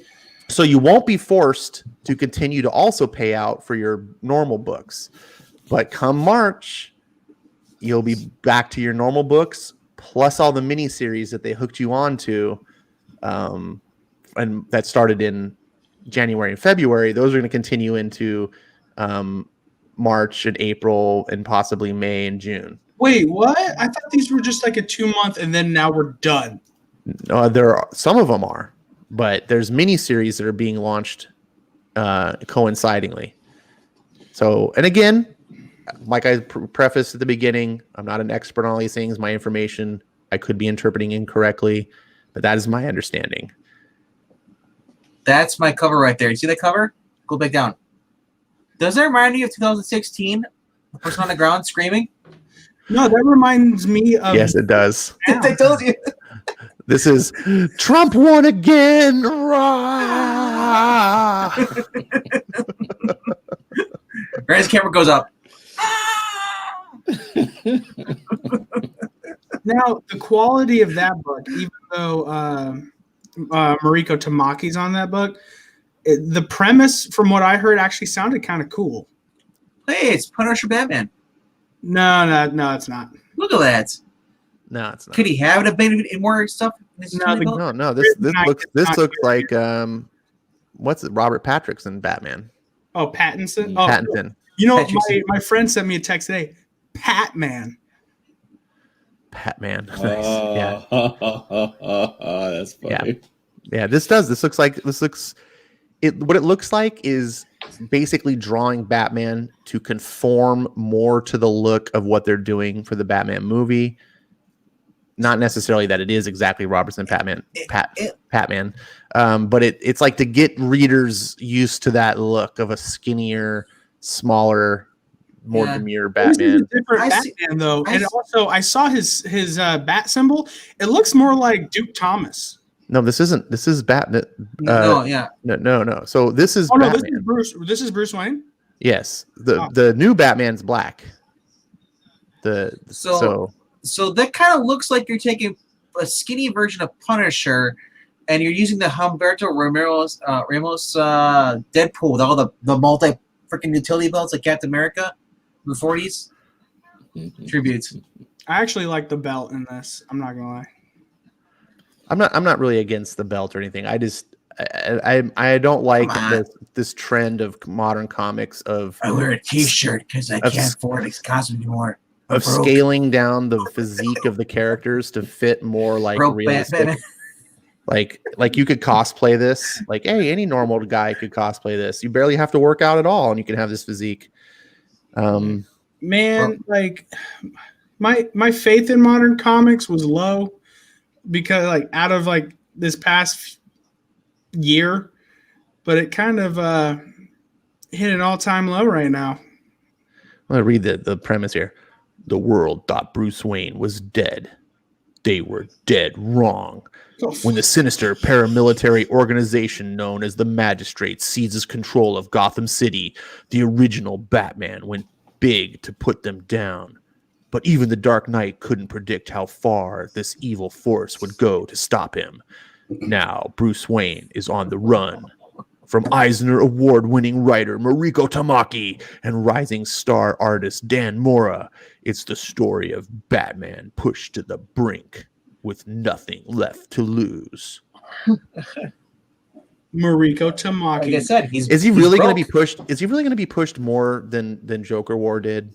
Well, yeah, he's gonna have more food. He's got to like be pushed. He's got to like his limits Like right really, now. like Joker War, like took all his money, destroyed him. I mean, I'm just Tom King. What was it? City of Bane. Tynan. Joker War, and the city's taken over, and now the city's taken over again by the Magistrate. It's just like Gotham is just going through it right now. Look at that Right. helmet. Well, Does that the, dispute Captain America? the Go good back news. up. The good news to that piece, though, Skip, is that this is in the future, right? So probably 10, 20 years from now. It's not like tomorrow, Gotham Right. City. Look at it. Look at it. Is that not Captain America helmets with the ears It exposed? is. They just screwed like two It's little. the chin strap. It's the chin strap to me. How it goes all the way Yeah. underneath. Yeah. But I mean, but even to your point, Ash, like which that is true. Like if we're talking continuity wise, it is there's time in between. But just the fact that the concepts, I mean, it's three writing concepts like consecutively, essentially about the same thing. It's like I get it that they read comics, but they don't read all the comics, and maybe some of them before projects should do more research and read more of those comics to know. But I can't believe that Mariko Tamaki was so far removed from what's going on because she's so busy writing so many comics that she didn't know the main premise for the climax of the last two writers on the mainline Batman book. Wait, she didn't know that? How? Hey, is that Hillary Clinton? Right. Sorry. No, like- she's probably too busy reading food blogs. No, did you like read that Maybe. somewhere or? This is here's Wally West for all you fans. This, Dude, that looked like the Jay Lee cover of Rorschach. 80-year-old Wally West. This looks like something out of Army of Darkness. Doesn't I'll it? swallow your soul. On new Nikto. Or And it's Dale Eaglesham. Yeah, Del Eaglesham though. I'm at least gonna open it up and look inside. Right there, Interesting art by flash. Del Eaglesham. Mhm. But Brandon Peterson did the cover though. But The interior art, Brandon Vietti, I don't know who that is. the Me cousin / knockoff of Robert Venditti. With What? no powers, no backup, and no other choice, Barry Allen and the other former Flashes face the deadliest threat they've ever encountered, Wally West. Possessed Oh. by an evil force trapped for thousands of years inside the Speed Force, Barry turns to his greatest foes' weapons to save the young man he loves like a son. In the end, how much will Barry sacrifice to save the former Kid Flash? Kill him. Kill him. Burn him with fire. Get Wally out of here now. Maybe they can just all die, and then we can get paraplegic Flash. And she'll Oh, be there- like, "I got this." Oh, you got Jamal Campbell art right there. That's really good. I like Solid. Jamal Campbell as an artist, but I don't like the composition of this at all. Oh, okay. But it's just too. First of all, like the color scheme is like I don't know, really too much. That's too what I much was gonna say, pastels and That's what I was gonna say. I was like, I bet if we got just the line art of it or just the inks, it's probably pretty raw. But the color is definitely laid it on very, very, very, very thick. yeah, so much pastels and it's not a knock on Jamal Campbell. The dude is seriously. When I saw Naomi first time, I was like, oh, this guy's future of comics. But Yeah, me too. this particular picture, I just don't care about anyone. Why is this dude's holding the sword? Whatever. Because it's cool. Duh. I guess I need context. It's cool. Right. Speaking of cool, check out the new Harley Quinn. Gamer girl Harley. Sweet. She looks like Cyberpunk 2099. she looks 14 years old. I was gonna say that like the apparent reoccurring theme of Harley Quinn, or even Punchline too, but especially Harley Quinn, is that they continually design her to be easier and easier to cosplay. Well, this is Epstein Island Harley Quinn. So I think of course they're gonna go for it. This looks like they're trying to. Was it Cyberpunk? Yeah. Well, it is in the future. Remember, this is 10, 20 years in the future, so this is kind of cyberpunkish. I And said this is Gotham, where the magistrate rules. So they're going to they're going to make her a player in that game probably. It's money But on it. apparently, this is.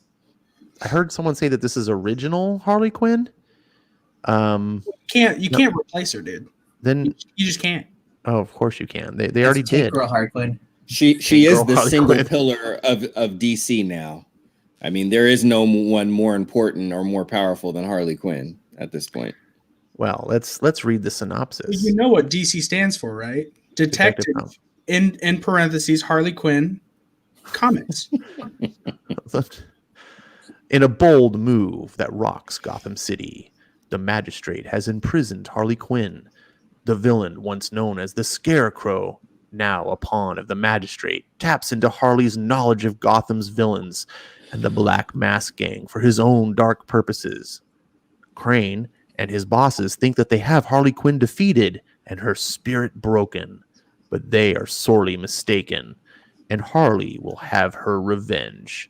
Written by rising star writer Stephanie Phillips and drawn by fan favorite artist Simone DiMeo, the next era of Harley Quinn begins here. So does every villain at Gotham have a gang now? You got the Joker posse, Riddler gang, Penguin, the Penguin gang, and now the Black Mask gang? That kind of sounds like No Man's Land. A little bit. I hate the modern Harley Quinn with a freaking passion. She is just a girl with a baseball bat. And now literally they're drawing her like she's a high school girl. And she's going up against squads of armed cybernetic security forces with a bat. She would be destroyed in like 2 seconds. You just watch any of the footage of the riots when these Antifa girls go against like the Portland police or whatever, and as soon as the police finally decide, okay, we're gonna do something, it's like it's over in a second. Like, But how many of them are gymnasts and crazy? And how many of them have psychology degrees and are first of all, gymnasts and are crazy? many of them probably are probably studying psychology. They're probably students. And number two, they are all crazy. I mean, if you just look at them. I mean, once you put up with the Joker, the cops are like pushovers. And Harley Quinn's not a gymnast. Number three. I So don't think I'm understanding like how you're upset about this. So she's a girl with a bat who fights supervillains, right? Or superheroes. she fights everyone, and she Okay. wins. She beat the Trinity. Okay, yeah, I don't see the problem. So let's try again. You don't see the problem. She couldn't beat me.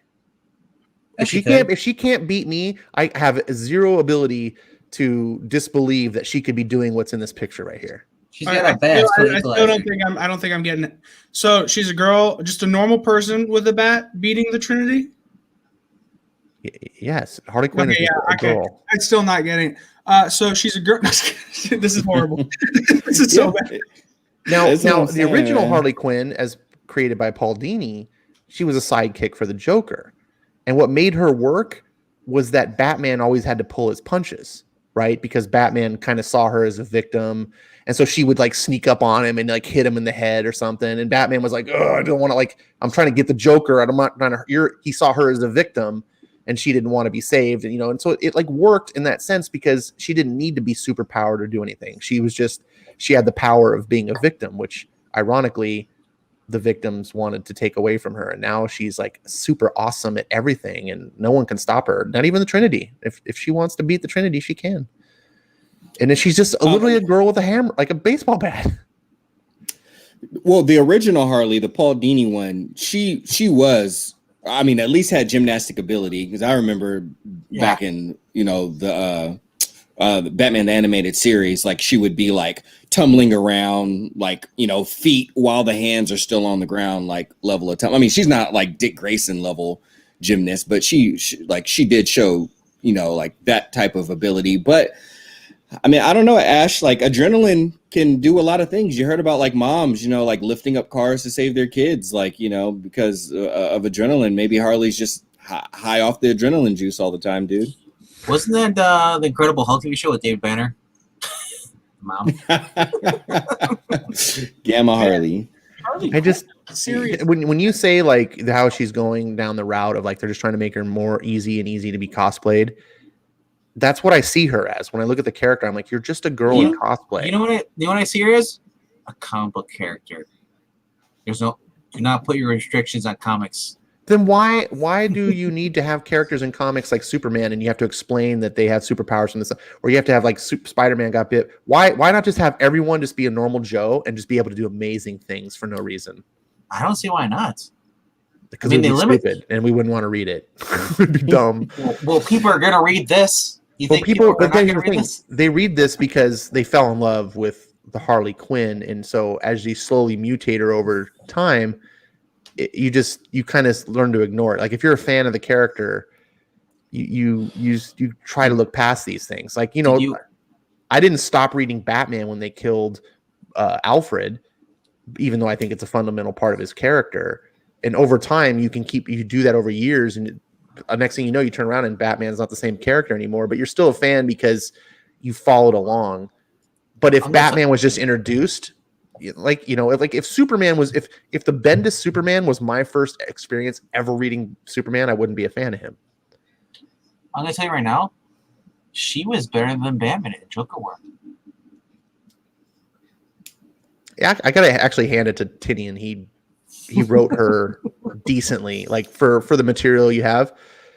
I just have a problem with the whole thing about comics is the reason why these people can do super things is because they have superpowers. And so it's explained to me and I go, oh, okay. The reason I believe that Wonder Woman can block bullets with her wristbands is because she's not just a regular person. If you just told me like some girl at Comic-Con put on wristbands and then blocked bullets, I'd be like, that's stupid. Right? Like, but she's not Wonder Woman. She's not the son of a god. The daughter of a god. Wonder Man. Wonder Man. Wonder Person. And I just hate how they push Harley like this. And then on top of it, she's a mass murderer. But somehow like all's forgiven and she hangs out with the Justice League now because they've decided it's like, again, it goes back to the whole pro wrestling thing, right? All's forgiven. You did a face turn, so you're one of us now. Dude, I don't think you're seeing this. She's got dope ass knee pads. Well, I did miss that part. Thanks for pointing that out. Her shoes don't match. She's got Converse on. That. Oh, She doesn't have matching shoes. That's because she's a trendsetter. Apparently. I think she lives on the streets. Probably. I like they gave Wonder Woman a skunk stripe. What is this horse crap? Wonder Woman gets her own title. Batman gets her own title. Flash gets his own title. Superman doesn't get his? Superman did get his. No, there's two Supermans. Just a Superman. And she's basically the immortal Wonder Woman. So she means, how many times has she died now? Does she see the green one she dies? Is there a green door? I swear to God, if they take away Jon Stewart's powers, Ooh, Jon Stewart's ring, and Superman's powers on. Did you see? Go back up there. Go scroll back up. They turned her into a gilf, bro.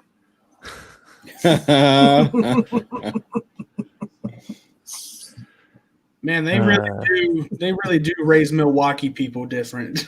This is a cool. I mean, I don't like these characters, but this is a cool cover. I feel a little bit weird how they like. Oh, I guess that's not the paraplegic Flash. I like all of it except for Batman. The Batman armor looks like he's just basically a new armor he'd use when he'd go in outer space or something like that. You know, Dude, You know, the I Batman like this. symbol looks like a Wonder Woman symbol. I don't think so. I think Wonder Woman's symbol looks like a bat symbol. What's with the fang crotch? Fang crotch. I'm glad. One of like the biggest things.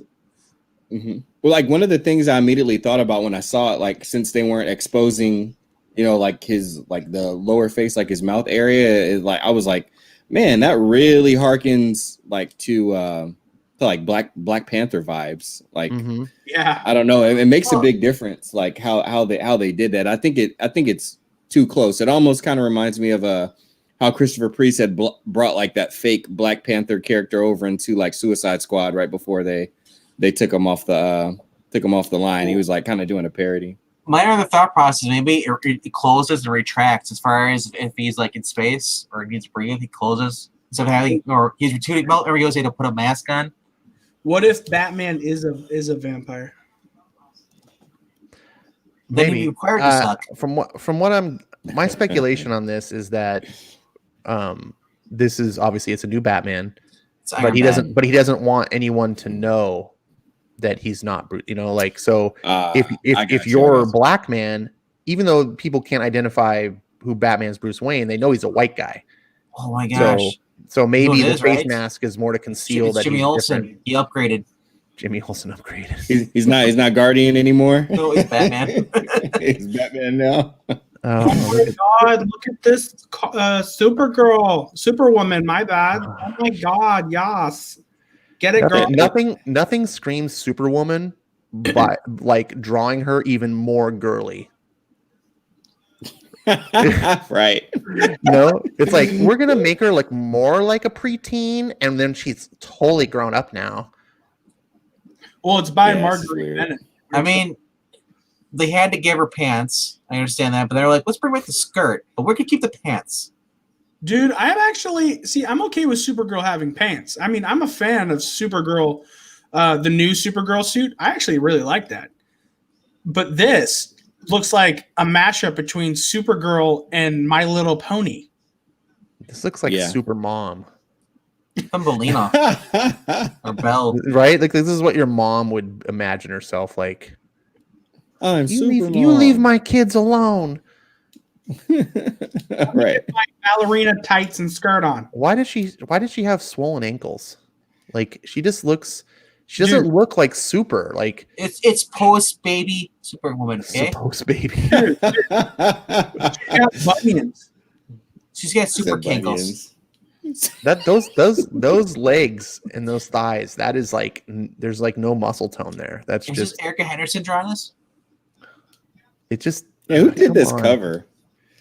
There we go. Oh, wait a There's second. Supermom. That's Here's- much better. That cover's tight. There is no continuity of vision between the characters here. But Whatsoever. what's with the costume though? So it's like, I get the mind of a 5-year-old. Play dress up. I actually kind of This is a terrible costume. This is like I'm wearing my yoga pants, and then like, oh look, here's like a red foo-foo. Like what the hell? It's like the 70s, but you And want why to does she have like tutu. slippers on? Look at her feet. She just That's got done. Those are wedges. She just got She's got arm sleeves, and then she's got this weird collar that would be out of place in the 70s. Yeah, Those she's are- got like the OG Nightwing color going on. Right. Like the old Teen Titans Nightwing and then the color. Wonder Twins. Remember they had the colors too? Oh, they did too. Yeah, like they fly out. Oh man, but but in all honesty, it's interesting because it's obviously a creative choice because the shape of the neck is the shape of of like the larger Superman symbol. So they had that be her neckline, and just it's like if someone pushed her head through the Superman symbol, that would be like the shape of her collar. Ash, you gotta read that description. Hey, they got pissed off at Power Girl's boob window, but they're pretty much showing everything there. Oh, they're not. She's no longer there's hardly any cleavage shown there. No, dude, her name is no longer Karen anymore. Now she's Superwoman's Karen. I don't know. Karen's around. Super Karen. Did you see that though? She's defending the moon. She So lives on the freaking moon. Here's the real problem that I'm foreseeing is Legion of Superheroes, which already takes place 1,000 years in the future. Whatever happens in Future State should not affect Legion of Superheroes at all, right? Like it's already past Future State. So why is Legion of Heroes a part of this? I don't get. Let's see what it has to say. Dude, here's the thing. That would normally be a yes. I agree with you, but it will 1,000% affect it because they were referencing the Leviathan and whatever his name is, Rogol-Zar, in each issue as each issue were coming out, as if they're part of our main timeline back in the 21st century. Yeah, that's because Bendis is not a good writer. But let's move on. This is going to be referenced forever now with Bendis. Whatever happened to the Legion of Superheroes? The team is no more, and the United Planets are in total chaos as one of the Legion's own has turned on the entire galaxy. Everyone is affected, and not everyone survived. Ultra Boy tries to put the Legion back together to face the future head on. Find out the fates of all of your favorite Legionnaires like Shadow Lass, Triplicate Girl, Brainiac 5, and Bouncing Boy. Plus the shocking twist of the Legion mythology and a long overdue appearance by the Legion of Substitute Heroes. It's all here in a truly way out tale by writer Brian Michael Bendis and artist extraordinaire Riley Rossmo. See, I feel like Riley is kind of like Trad Moore. Like it's like a very specific type of art that works with very specific types of books. If they were to make this Legion thing kind of a little more sci-fi and like more spacey, then I feel like it could probably work. But I don't think that's a good person to pair with Bendis, especially not right now. I actually think it's a perfect person to pair with Bendis, especially the way he uses characters' voices. Oh God! It seems like when I read Martian Manhunter, it seems like the art seems so childish to me, like only kids would like it.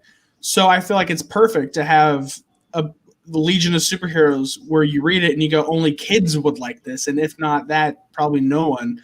And then pairing those two childish artistic styles together, I guess could work. But Martian Manhunter wasn't childish at all. That was a really adult book. No, I'm not talking about the writing. I'm talking about the art. Yeah, but the art meshed with the dark style of the book. See, I did. That's where I'll disagree with you because I feel like it was just childish to me. Well, it definitely looks odd here. My thing about it is like I've never been a big Legion person or anything, but Legion has always struck me as kind of like a teen book. It's like a book that appeals to teens. Like it's about kids being heroes, and it's always had this sort of like cute, endearing style to it.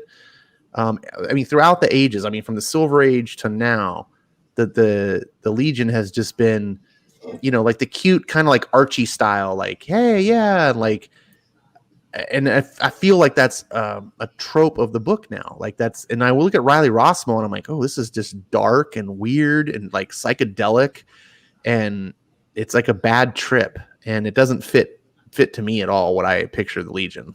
I think it's cool that cover because it doesn't look like a Legion book. It has everything you just said, and except for Legion, which is the reason why I think it looks But cool. that's a problem. You shouldn't.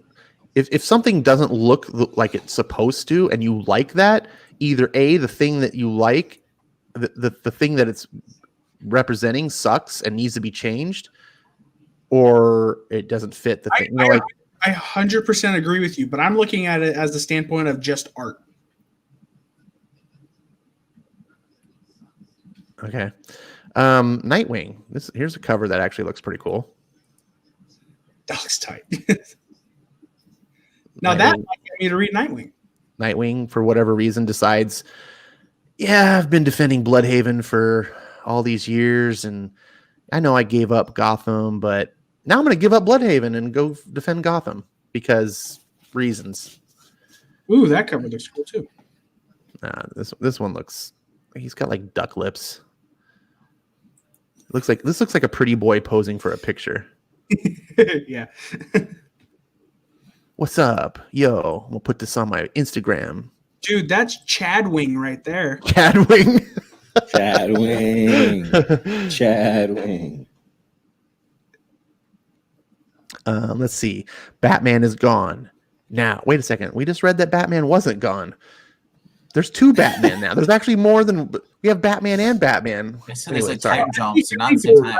Seeing the dark detective, where everyone thinks he's gone, but he's not, and so right here they're just saying that he is because this is a different book, and they think they're gone. But except that he's been replaced by the other new Batman that's part of the Justice League. Oh, I see what you're saying. There's two Batman now. There's one that not everyone knows is back, but obviously some people have to know he's back because they're hunting him.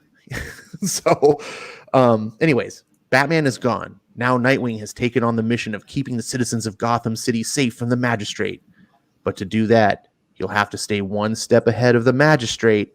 And you know things have gotten bad in Gotham when the safest place for Dick to hide out is in the abandoned Arkham Asylum.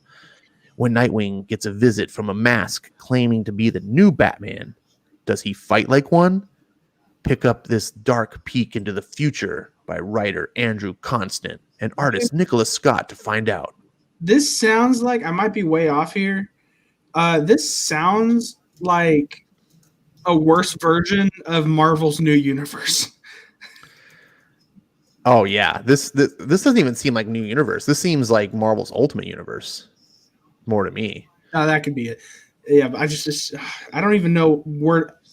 Coming in here, I had an idea of what it was going to be, but hearing every description, I don't even know what to think right now.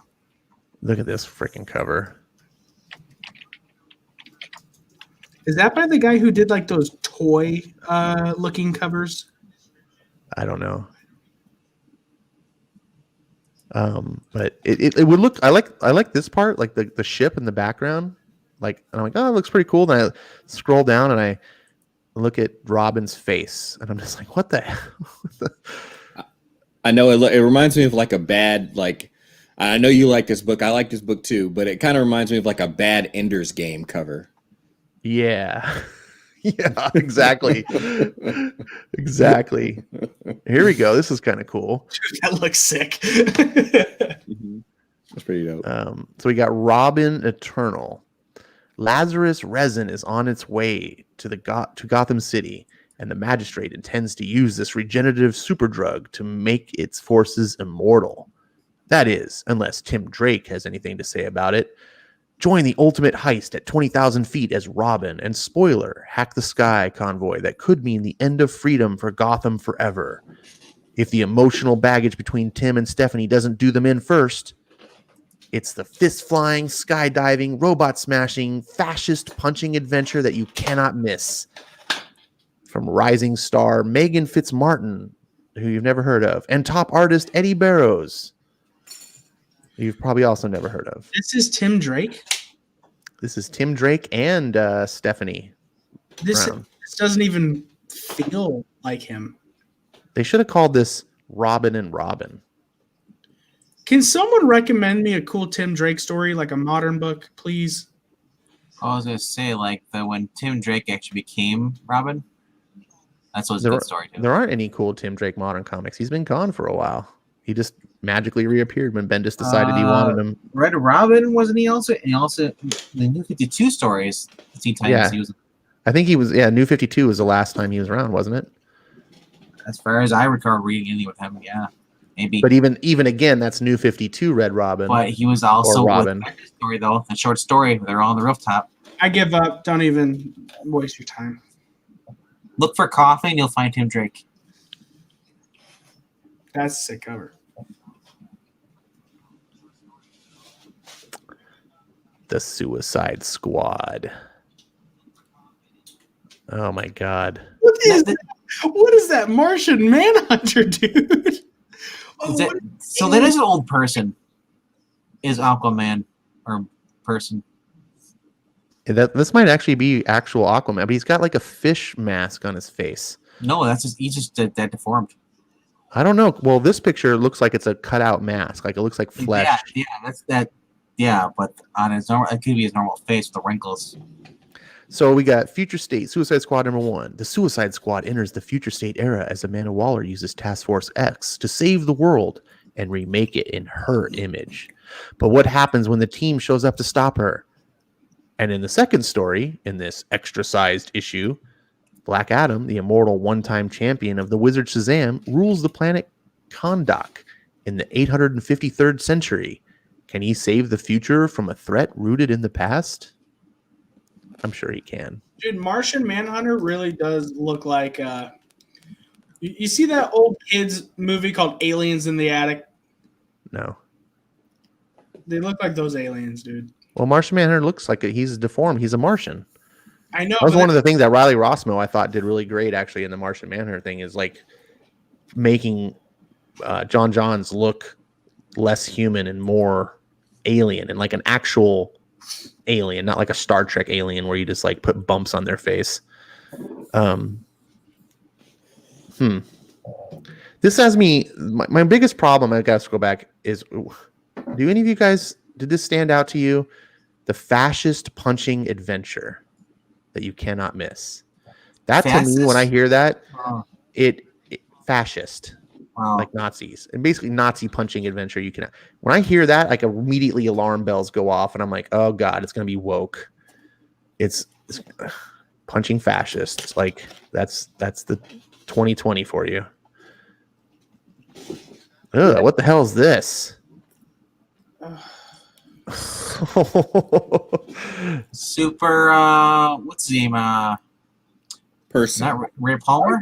Super androgynous person. Why does John Kent have a Karen haircut? Why does he look like a girl? Karen No Kent. boobs. This is the Superman we all needed. That is like the, like if he wants to be now a girl now, like, you know, instead of being. Looks androgynous. Like this is like, how do we draw something that's exactly in between male and female? I've given Wow. DC so many chances to try to get me on books, and the only books that are really getting me into it are Deceased, and there's no other books really keeping me. Like, I feel like this is going to be their last chance. All right, here we go. I want to hear you guys' thoughts on this. Before leaving for parts unknown, Clark Kent entrusted Earth's safety to his son. Now, Jonathan Kent is Superman. Top priority for this new Superman, to protect Metropolis. When a new version of Brainiac attacks, John takes drastic measures, which result in a bottle city of Metropolis. But watch out, John, because Supergirl's on her way, and she is not happy with your decision. Meanwhile, in the new Bottle City, a new hero has arisen. Jake Jordan, the former Manhattan Guardian, came to the City of Tomorrow to start over. But he's not the only one who wants a new beginning. An anarchist calling herself Honest Mary sees this time of trouble as an opportunity for rebirth, and she'll tear down the entire city to prove her point. Does Jake have what it takes to save his new home from the disasters both inside and out of the bottle? Superman's former pal Jimmy Olsen is going to make sure he does. And finally, the current Mr. Miracle, Shiloh Norman, is also in the bottle, and he's looking for a way out. He'd better be careful, though, or he may end up someplace unexpected. It's a story that continues in Superman World War One, or Worlds of War #1. So you know how when you get mad, there's like a technique to make you calm down by like you count from 1 to 10. I do the Woosa from Bad Boys. Well, I'm at Woosa. 50. Yeah, I don't know who. I mean, obviously, whenever you put out a book, the book is for whoever likes the book ultimately. But I don't even know if they're like leaving themselves open for that. It seems like they're trying to be very specific about who they get to like be interested in the book. But I don't know who that group is supposed to be. Dude, that cover looks so cool. Yeah, I agree with you, Skip. That's a really good point. And the thing is these books don't actually have an audience yet. Like it's like they're making something hoping that there will be an audience. Right. But you already, I mean, you're in the business of periodicals, right? You're essentially a magazine company. Yeah. Think of it as your Playboy. Your audience is typically, mostly, not 100%, but mostly males who are interested in looking at scantily clad or naked females. And apparently there's good writing in Playboy too. But you have that audience that knows the product that they're going to get. They're buying that. Now, if you are the publisher of that magazine, you probably are wanting to be consistent to think, what other things would that particular audience like to see?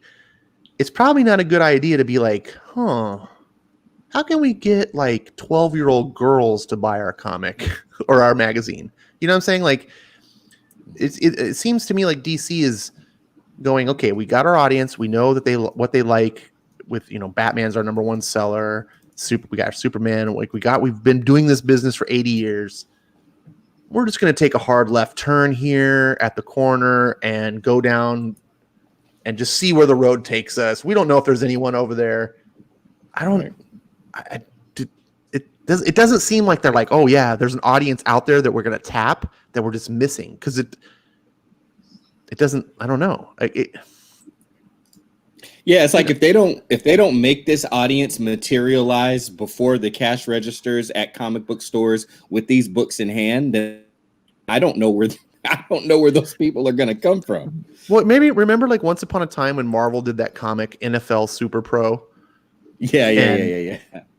It was a terrible comic, but at least you could see like that Marvel was like, the bookworms and the nerds are the ones that mostly buy our comics, but there's a big audience of like sports fans and jocks.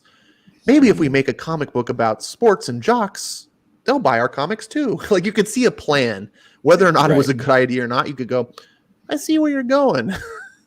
Yeah, exactly. Here you're like, where are you going? Where? That's literally what it feels like. It feels like they They gassed up a car. Don't oil up cars. It's not going to work. And don't have gasoline fights like in Zoolander. Well, do make sure you keep your car oiled. You will have problems. Are you skipping? Yeah. Are you skipping Furious Lex book? No. We were talking about it, but I mean, yeah. I mean, that's. I don't. They got ready. They packed for the trip. They did everything they needed to take like a long, good road trip, and they literally had no destination. Yeah, and they're driving fast. These books don't seem to be consistent with each other. That's another weird thing too, because look, here's the Lex Luthor book. Welcome to Lexor, home of the greatest businessman in the multiverse, Lex Luthor. After years of prosperity, Lex's utopia is at last ready to join the ranks of the United Planets and promote peace among the worlds. However, Lex has never done anything unless he had something to gain from it. Yep. What could he be up to this time? Sounds like a job for Superman and his wife Lois Lane, the Earth representative to the UP. It's time for the Man of Steel to shut down this former Metropolis magnet once and for all. There's nothing in there that sounds like a story. Yeah, I was about to say, I don't see a plot. It sounds like, remember that guy's Lex Luthor? He's doing stuff, and Superman's going to stop him. I think. I mean, Oh, okay. I'm gonna read it. It's just I feel like, well, you know how the comic book industry works. The writers don't actually write the what's it called, like the description of what's going to happen. They have interns do this. So this sounds like they got the worst intern to write the description. That's true, but the writers do make pitches to their books. Right. So the writer Yeah. should have given something in the pitch that you can put out there to make oh, this is interesting. There's something here. Dude, I might get those two covers. Those look so cool. I do like the art on these covers. I like the design of what's it call it? Shit, I'm drawing a blank on this book. Come cover. Kingdom Come, yeah. I like the Kingdom Come design of Superman. It seems like this is like the closest thing we have to a solo Superman book. Yeah, this is the Superman book. Superman, Worlds of War. Okay, so yeah. Okay, so never Um, wrong about that earlier. So, yeah, I mean it's $8 book. It's an anthology book. I don't like anthology books. Superman going off the other sides of the galaxy to fight as a gladiator. It's an anthology?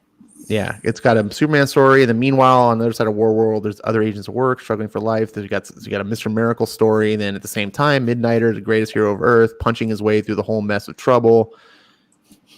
And then on top of that, Black Racer, a girl raised in the slums of War World to be one of the top competitors, turns betrayal into crusade to fight for the freedoms like no other. You know what this book sounds like?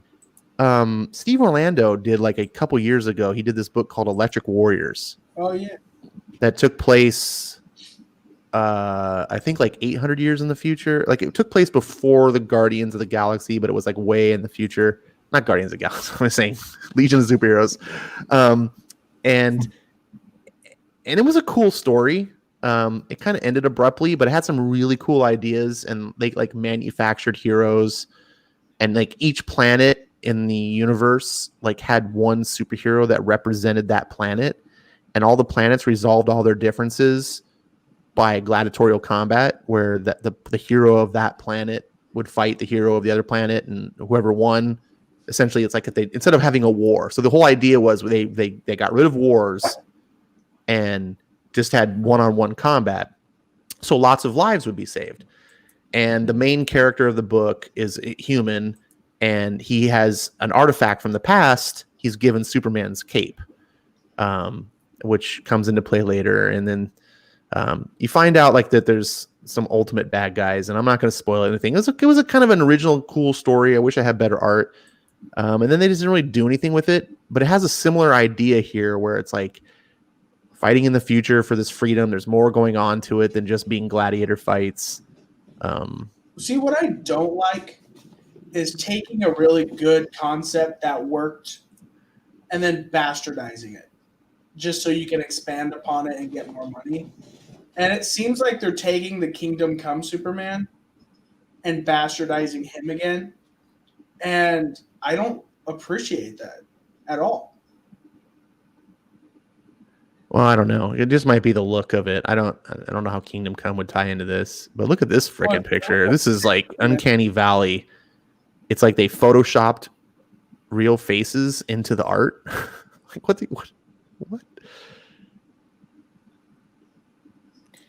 It's weird. All right, guys. We've been talking. Oh, that's kind of a cool. Oh, that's There's sick. multiple swamp kids. That looks pretty cool. We've seen the Wonder Woman. Here's Now, the new did he cover. spawn him off himself? Is he asexual? God, what is up Oh, with no, the no, no. body positivity Wonder Woman? Like Jesus. You're asking about the Swamp Thing. In Mark Russell's Swamp Thing for the giant size 100 Walmart books. Yeah. The story was they took DNA from Swamp Thing and basically cloned him to make 2 separate ones. And it wasn't really a clone. They just made basically children's of Swamp Thing. And Swamp Thing got it back to where and he's raising them as their own kids. So that is in canon, technically. Okay. So, I mean, but it happened like the beginning of COVID.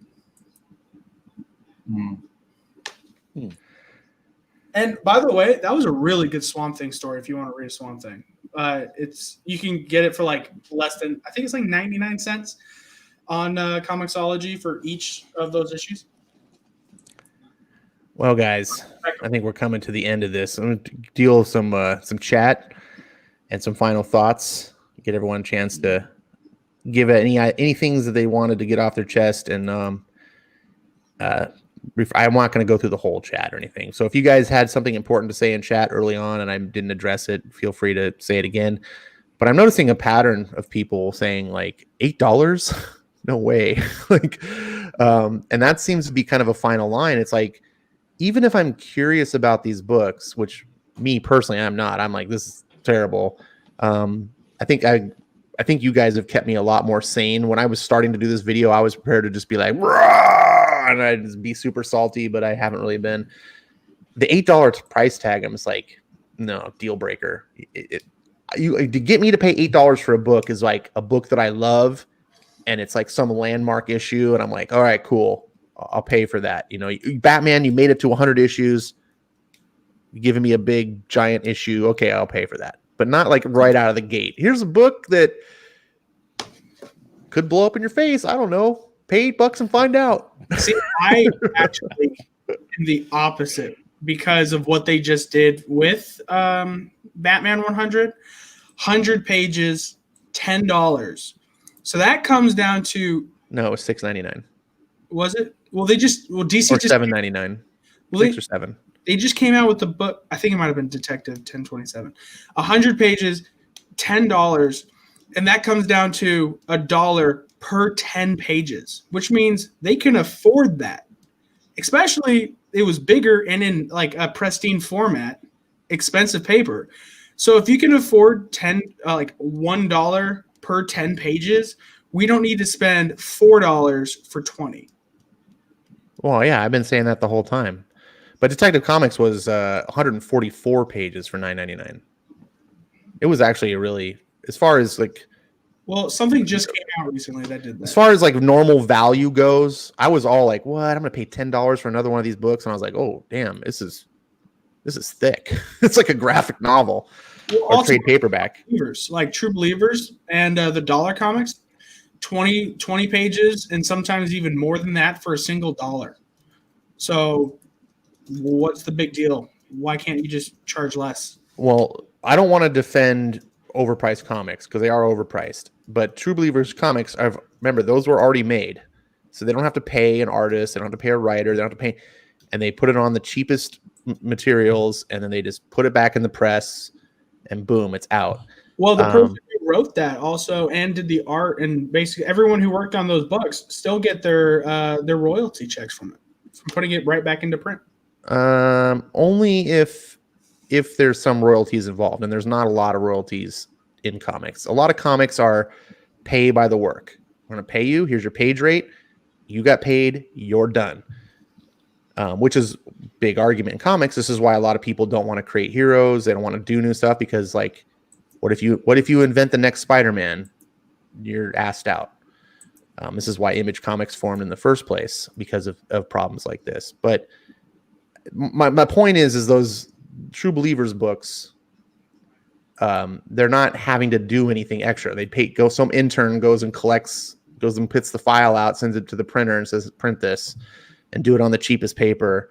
And on top of that, it's very possible that they're taking a loss. Those True Believers books are meant to be more of like marketing material than actual like making money. It's there to try to build. It's like a free comic book day books. They're not there to make money. Now you are right though. $4 a book is too expensive. But the problem is the industry has floundered for so long that the print runs of these books are so small that they can't afford to sell the books for $2. That's what the book should be, $2. And if we were selling like in the old days, like in the late 80s, if comics were selling 200,000 copies for like a shitty comic, then you could afford those prices. But now, I mean, you have comics like, DC just admitted that 25% of their line was losing money. I agree. I think we both agree to an extent. But there was a book recently that did just come out that was 100 pages, $10, and that just easily summed it down. I was like, it makes no sense then. So I'm looking at the comments, see if I can find it. Yeah, one of the things that I was going to mention is kind of what you touched on a little bit, Ash, with like the price that the comics should be. Like they should, to me, they shouldn't just be, around $2 or whatever, just because of, the perceived quality and, though, like I said, that's perceived quality. We don't know how good the books actually are yet, but for the basis that it seemed like 5G was trying to achieve, which again, bringing in younger readers, newer readers, lowering the barrier to entry, would do that.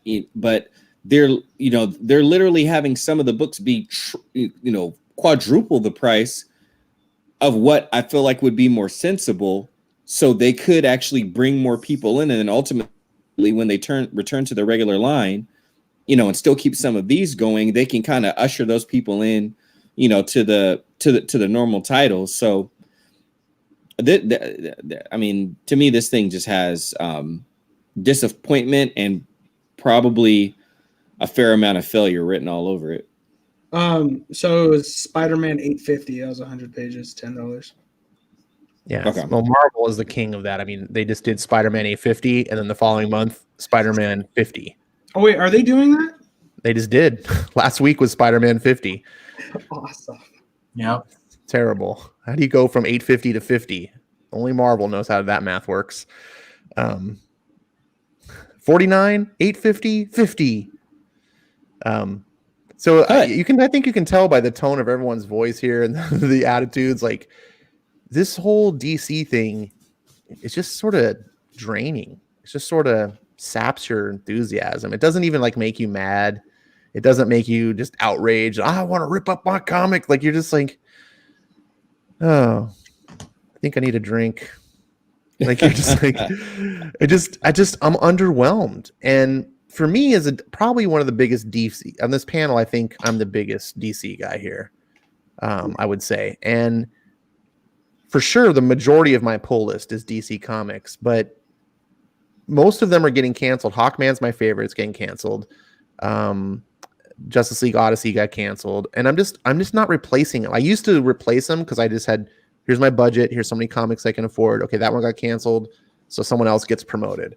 And now I'm just like, no, DC, you're sapping it away from me. I just don't want to. I don't want to get excited about a new book and then just have the rug pulled out from under me.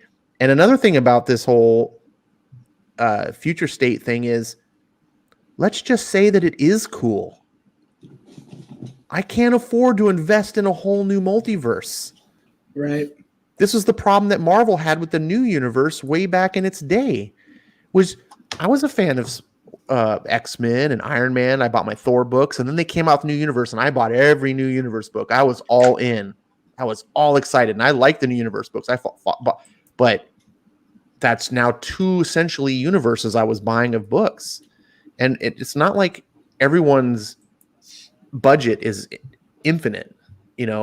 I think most of us, me for sure, like this is this many books that I'm willing to buy per month, and no more. And now DC is going, basically telling me, don't cancel your books. Like, you could still love Batman and Superman, but get all this new stuff too. And it's like, no, I just want the stuff I like. Just make it better. Focus on putting all your creative tools and everything on the good stuff. And if you want to give me one or two new things, I'm willing to maybe try to accept that. But when we're going to launch a whole 25 books were in this list. I thought 8 New Age of Heroes books was crazy. Right. No, they're they're up to, but this is the interesting thing to me though. I'm interested in seeing like what DC's behavior is after this, because one thing that I can say is that this was very much, from everything that we know, and again, correct me if I'm wrong, anybody that knows better, but this was very much a Dan Didio thing that it seems like they got too deep into money wise and already starting to pay out people to be able to fully pull out of it. So they had to like just steer it slightly in a different direction and, basically, put lipstick on the pig. But I'm curious that after this is all over and it's all done, because obviously they accelerated it so they can pass through it quickly. I wonder if it is just that they're like, let's just get this over with, and if they don't stay away from things like this, in the coming future, and later on in 2021. Yeah, I don't know. I've heard rumblings that this is only the beginning for 2021, and hinting at things will spin out of this, and so then I'm like, oh, what is that going to possibly be? I don't know where you guys are. Like I said, you guys may not be big DC people, so maybe you're like, it doesn't affect me too much. It's kind of like at this point at Marvel, when Marvel does their things, I'm like, it doesn't affect me because I'm not really investing in Marvel. But no, I'm at the point where I'm like, I'm just considering going to the store and being like, stop Justice League, stop Batman, stop. And DC's given me a huge out. They're going to take 2 months off. And I'm just like, this is exit time. Like, I'm driving down the freeway and I see the exit and you're like, do I get off here? It's like, or have you ever been in a case where like you see traffic ahead, but you're at the last exit and you're like, oh, I could get off this exit here. If I don't, I'm going to get stuck in that traffic. And that's kind of where I feel at, where I'm here. And I'm like, maybe I just pull the plug now, because it's not like you can never come back to comics. Obviously I did. I was away for 20 years. But with the hard thing, it's like, is this sticking to something that isn't giving you joy? And I did this for a while with the Tom King Batman, because I was committed to buying Batman comics and I was just getting fed up. And I got to a point where I just stopped reading them, but I kept buying them because I was a Batman collector. And I was like, I'll get to them eventually. And I was just listening to people talk about the series, and it was just so disheartening. And eventually I'm like, I'm done. I need to go to the store and tell them to cut my Batman off. And it was literally that month that I was going to do that they were like, Tom King's off Batman. And I was like, all right, I guess I'll ride it out until he's done. But that's not how you should be getting comics. You shouldn't be going, I guess I'll do it. Like, you should have the enthusiasm. You shouldn't be like we are right now, where just like, okay, like you should have that genuine fire in your belly. Like we skip, like you remember, like we used to talk about House of X and Powers of X. Like, that's what comics is about. And I'm not saying specifically what that comic was about. I'm talking about the fandom surrounding it, how we were genuinely enthused. We couldn't wait to talk about it. Oh my God. We still talk about it rough, even today's age. Like it. Well, here's Ash. I remember when it was like, when they announced it, you were like, well, I don't even know who this Jonathan Hickman guy is. And then you're like, I don't want to do it because it's like a fresh reboot of X-Men that they just rebooted a year ago. And then I was like, dude, give it a chance. It's Jonathan Hickman. Issue 1 comes out of Hawks and Pox. You're like, I don't know. It doesn't feel like my characters. And then I was like, just stick with it. A couple more issues. And he did. And it flourished. He loved it. And then after that, I mean, besides me, I know you don't like the new X-Men. And it just seems like back to the status quo. Well, what happened was when the Dawn of X came out, I committed to it because I was so genuinely enthused with House of X and Powers of X that I'm like, yes. And I was wanting that, and I was into it, and I was like, cool, Jonathan Hickman's doing this X-Men thing. And I was a little bit concerned, to put it lightly, that, Teenie Howard and Vita Ayala and Gary Duggan were all part of this. But I was like, at least the main X-Men book will be Jonathan Hickman. And I got to 6 issues and I was like, I can't do this. I hate these books. I hate them. And that's not why you should buy comics. And just because and I want to like them, and I know a lot of people who who buy comics because they're a fan of whatever it is, but it's not bringing them joy. And you can just tell that they're just sticking with it. Like I know someone like, I don't want to speak for people, but I don't think Maranya will mind. She's a huge Iron Man fan. So she would just buy Iron Man because she wants to love Iron Man comics. And Right. you could see like through the Dan Slott run and stuff, it was just like torture for her. And it's like, you're paying money for this stuff. It's not like TV you just turn on and you're just suffer through commercials or whatever. Like you're going to the store, you're taking time, you're investing money.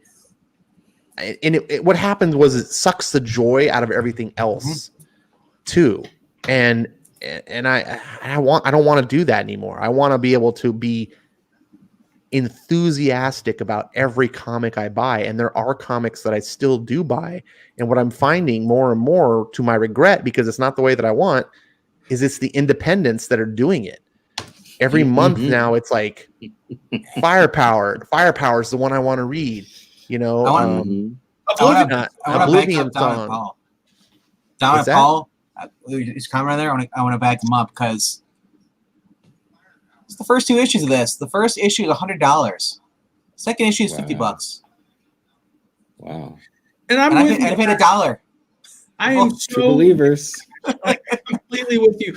I'm at the point now in my where the modern books are right now, and I'm a modern guy. I like the modern books, but These are all true believers.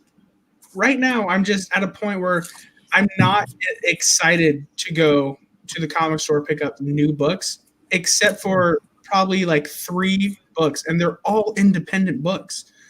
I'm not. When I first got into comics, I did not read modern books until I was a year into comics. I always read back issues of Marvel, and I remember having like 10 independent books on my list, and that was it. And I feel like I'm almost back to that stage again, where I'm just like, all these independent books that I'm reading are really, really good.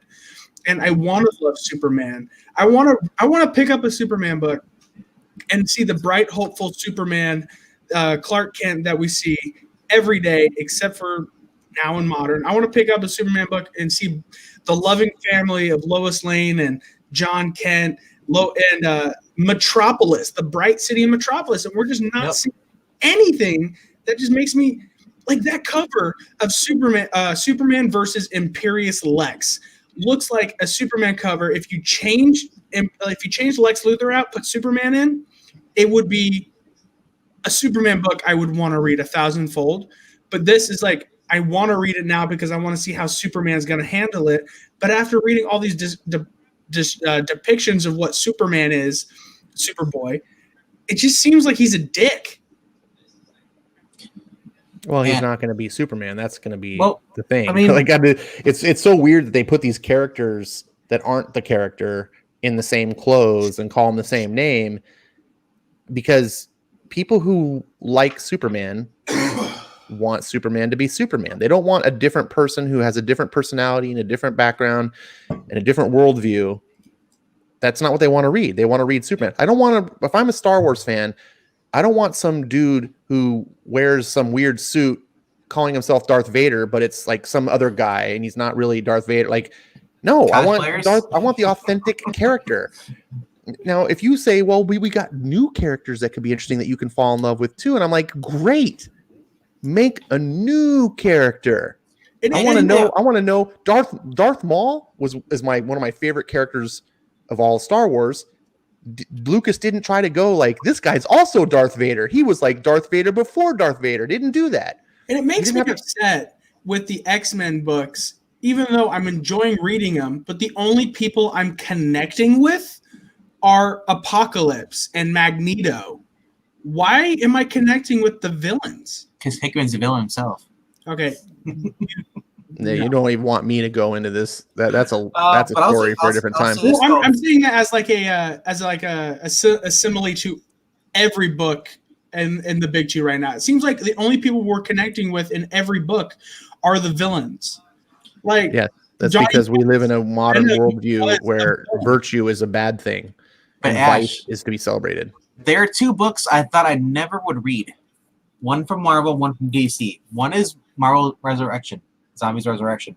Mhm. It's a 4-issue miniseries. I'm enjoying it. I hated the original Marvel Zombies. You know why? Because they're learning from Tom Taylor's DCs. See, actually, I heard some good stuff about that Marvel Zombies book. And then the other one's American Vampire. That Well, comes awesome.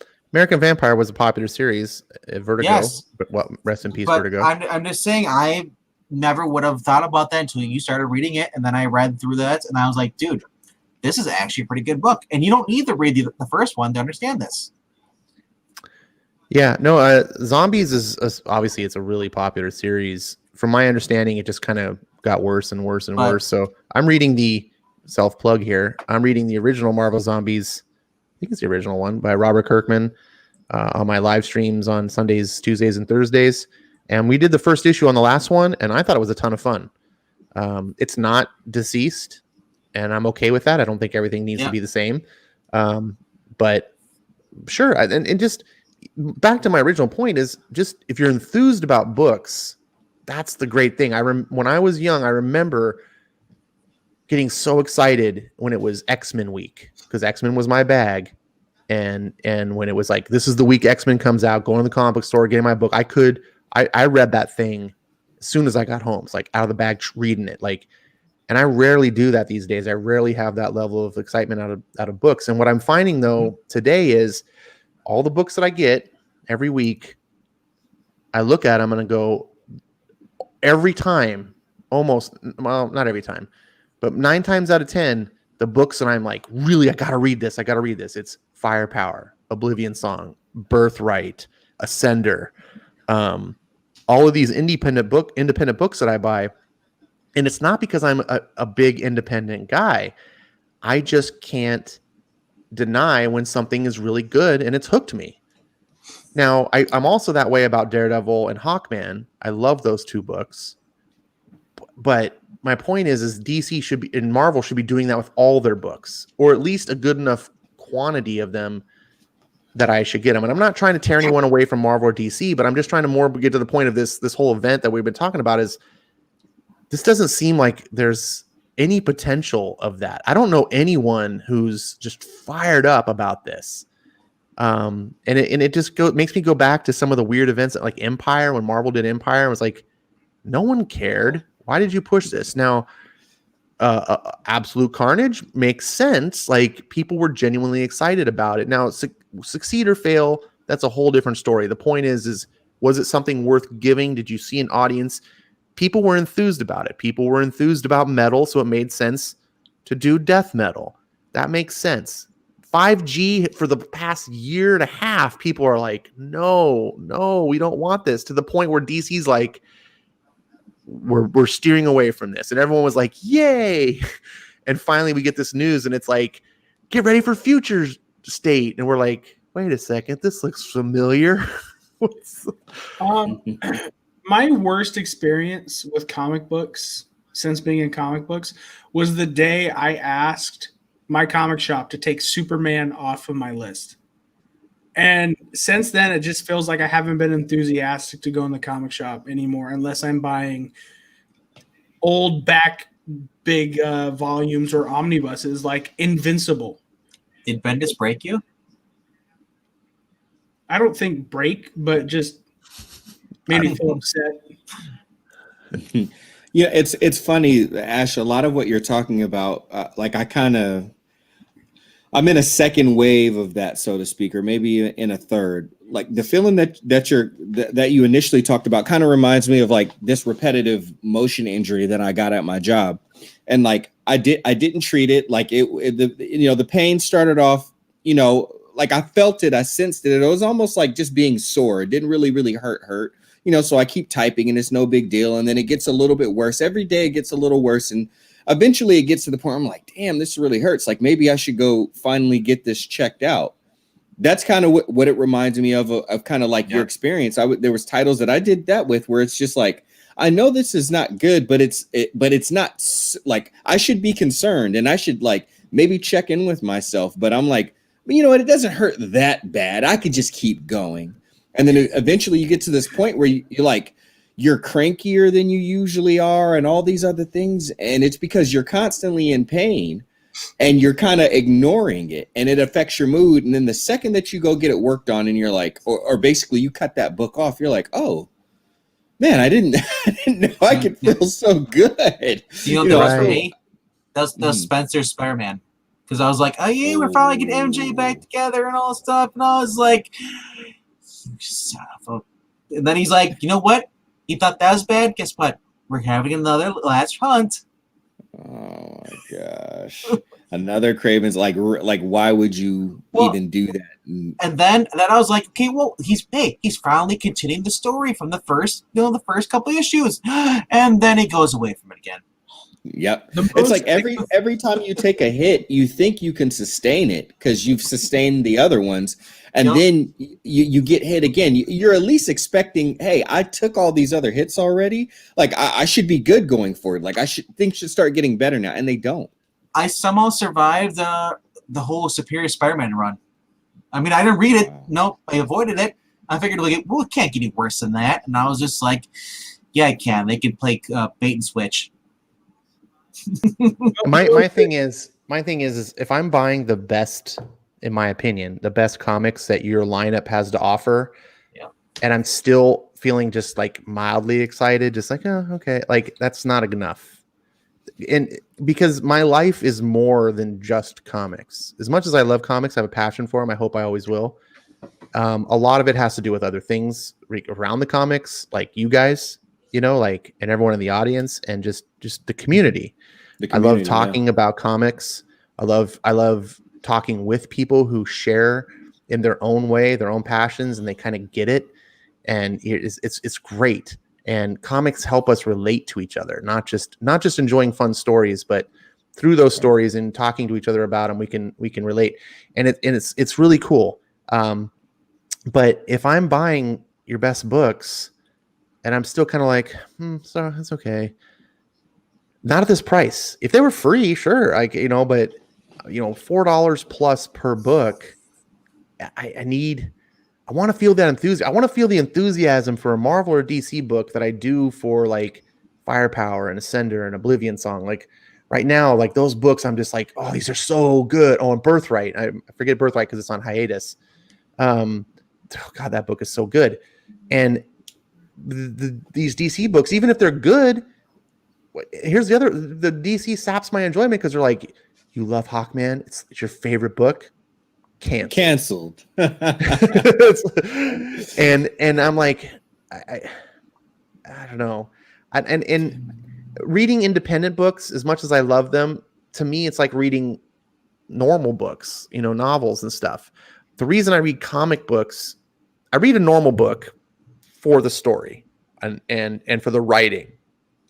I'm big in that. Like I'm reading a series I talk about all the time. I'm not going to go into it here, but comics I read for more than that. I talked about the community, but I also read for that open, like that shared universe where these various stories all interconnect to each other and sometimes cross over, and it helps me enter this fictional world. It feels more alive than just, you know, Ender's Game is one of my favorite books ever.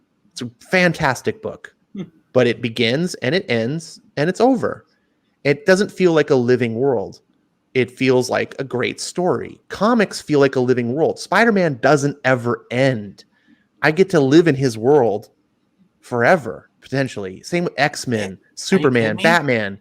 I want to, and when I read those books, I want to feel like I'm in the world. You know, if I'm in DC, I want to feel like I'm in the world of Metropolis and Gotham, and things are happening, and I'm alongside these heroes and their adventures and doing things and seeing how it all plays out. But if you're not giving me that, and independent books don't give me that. Independent books give me what Ender's Game gave me. Hopefully, is a good story, beginning, middle, and end, and then it's over, and that's fine. But it's not why I'm in comics. And this is why I get kind of depressed and why I'm going long-winded right now about this. Go ahead, Venkman. You sound like I was just going to say the one thing that really depressed me is the book that got me into comics, Amazing Spider-Man. After one more day, Marvel just ruined it for me, and I've been reading other companies now. I'm reading Zenescope. People are like, "Oh, it's a cheesecake," but guess what? I'm getting the same quality content I got with Batman Beyond. You know, I'm not getting any freaking politics or any wokeness, all that and other stupid plots. I'm actually getting a decent story with decent art. I've been reading Walking Dead, Kirkman's. That's better than anything that's going on with now. I'm actually. I'm not a. I read the first trade of Walking Dead, maybe about 8 issues, and I wasn't enthused.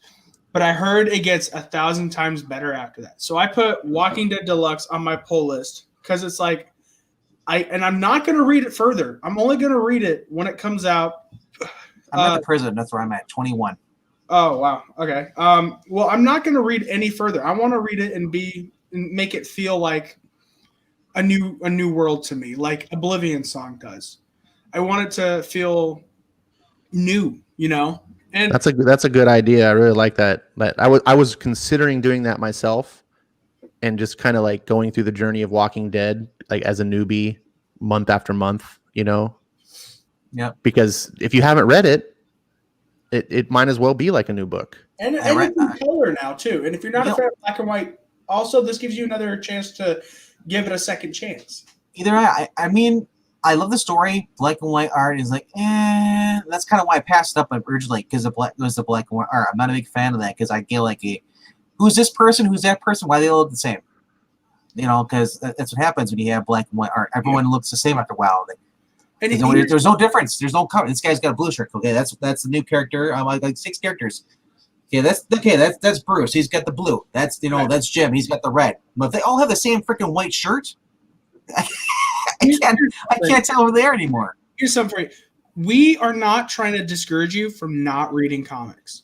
No, we're actually trying to do the opposite. And if you're not finding any story anywhere that you truly love and find joy from, you can always make your own. If you can't find a story that you want, tell the story you want to read. Go out, and you don't even have to like buy it. Write fanfic of your favorite characters and write the story you want to see. Like my favorite time right now in comics. Jimmy's turning this into a Comicsgate channel. We'll just do our own books.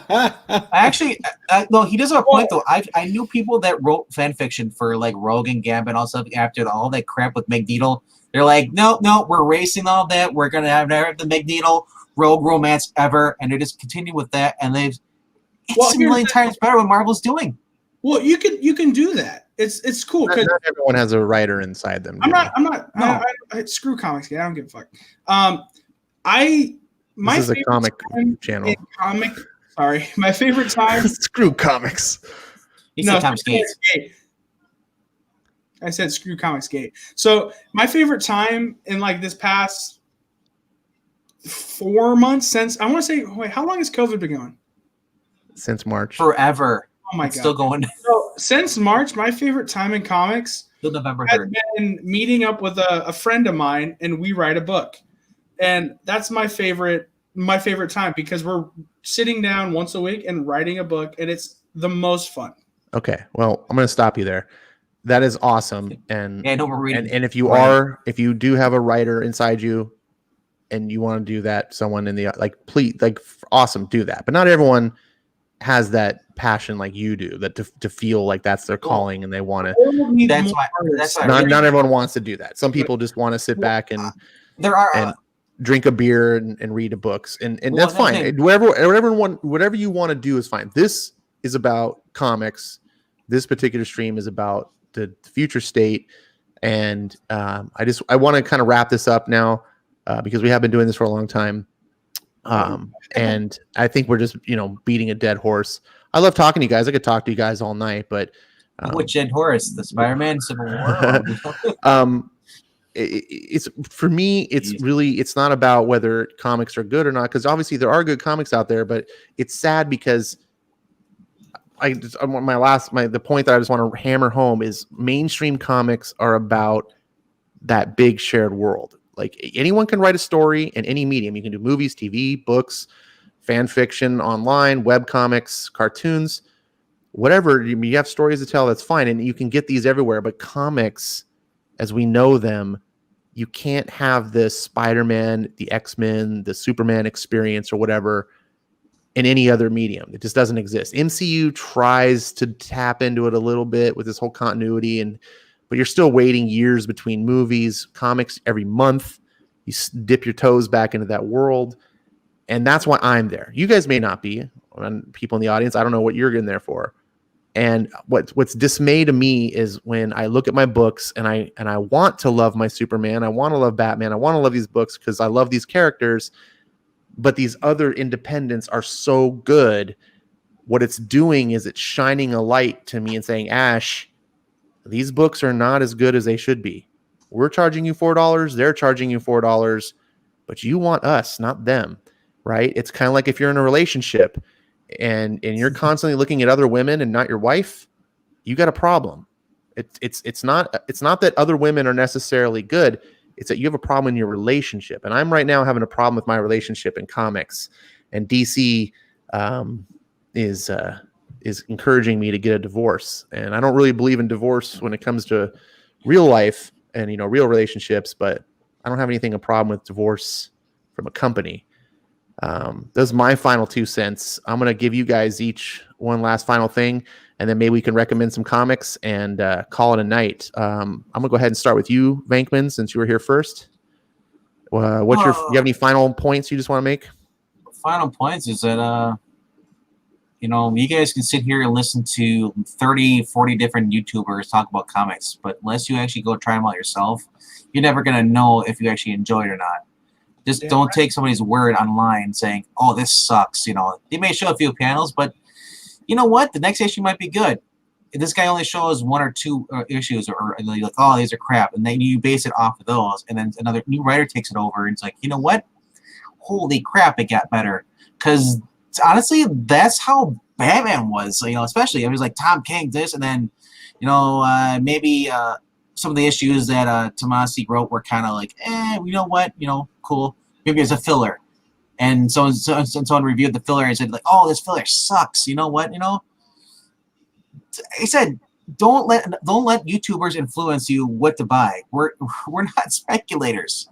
We're just people who love comics, but sometimes even we get a little, butt hurt, over a book, and we'll say like, oh, this all sucks, There are people who love Riley Rossmo, and I appreciate them, that's their choice. I'm not gonna put them down because they like, that art, not gonna say like, oh, you suck because you like crappy art. It's like, or Jimmy likes Bendis. Bendis had some good stuff. And like Ash, I don't know what to say about him. It's just Ash. I don't hate him. Ash likes Claremont, guys. Don't hate him for that. No, but No, yeah, I mean, I what you're saying is it's got some merit to it for sure. Yeah. Like I ultimately, regardless of what anyone else's opinions are, look, I don't find joy from Bendis, and he brings me a lot of grief. But at the end of the day, you buy those books, you buy Riley Rossmo, and you love it. Like you take it home and you feel that passion that I'm talking about, where you just can't wait to open that book and read it. It doesn't matter if what I think. It doesn't matter even if I'm right or wrong. Yeah. What matters is it's delivering you the experience, right? May not be delivering me that experience, but if you genuinely are and you're sincere about it, like you're not lying to yourself, like I was with Batman, going, no, Tom King is fine, and then I just wouldn't read the books, and then I had to finally admit to myself, nope, you actually really don't like these, Sometimes you can lie to yourself, and I'm not saying anyone is, but just don't. Yeah, the only people Jimmy, I can't get along. Yeah, as I say, the only people I can't get along are the people like Borat. I just don't understand it. What? Very nice, Jimmy. Dude, you talk about comics now. Yeah. I don't think I can say more. If you enjoy a book, don't let anyone discourage you from it. Also, I feel like the best art is your art in the world. Whatever you feel like your passion is, go out and do it. Even if the art is talking, just do it. The world needs more artists. There you go. All right, and saving the best for last, Skip and Tosh, my man. I put you through a long stream. Thank you so much for being here with us. Did you make Skip go last? Wow, racist. Yeah, Ash is going last. Wow. Technically, yeah. Technically, I guess if saving the best for last is racist. No, I'm kidding. Wow. I'm not skipping. What are you talking about? If you're not first, you're last. Amen. Ricky Bobby, race to win. You made me spill my macchiato. Yeah, well, thank you, and I'm happy to finally have the opportunity to be able to come onto your channel and talk comics with you. It's a long time coming, so yeah, man, worth the time. Great conversation, and yeah, man. My last thing to say really is echoing a little bit of the sentiments of kind of what we all only went over. I remember coming back to comics, and when I first came back to comics, it was around the time that I started working at Apple with a bunch of my friends. And same thing, I started reading back issues and all that stuff. And I had, it was during the New 52 where we started to form this comic book podcast. And I found some books that I liked within there. And then I started having that big old anxiety of, oh, I got to keep up with everything. And, you know, like I got to a point where I wasn't happy because I was just trying to keep up with things. I wasn't enjoying all the books that I read. And then I kind of brought it down to just a few books that I really like from Marvel and DC. Got into talking about comics outside of that group over here, did the same thing, expanded it back up. And after Hawks and Pox, same thing. I just had to learn like, hey, I can't keep up with everything. And some comics are so good. You get that feeling. You want to talk about it. We're fervent. We talk about it months after. I feel like those are the books that are actually worth more than what we end up paying. But far too often, we end up looking at just what the dollar value is and hoping that we just get that $3 worth or that $4 worth or whatever. And I think anytime that we have to worry so much about that, I mean, we always have to be budget minded people, but I think that really is cause for concern that we're not getting the very best. And it's true. Not every writer that they sign up, you know, for a story, even a big name, they're not necessarily wholly inspired like some of the same writers that write really good stories at the big two, and they go and they write that indie story and they got fire behind it because it was really something that they came up with. It was a good idea and they had passion behind it and they put their heart and their soul into it.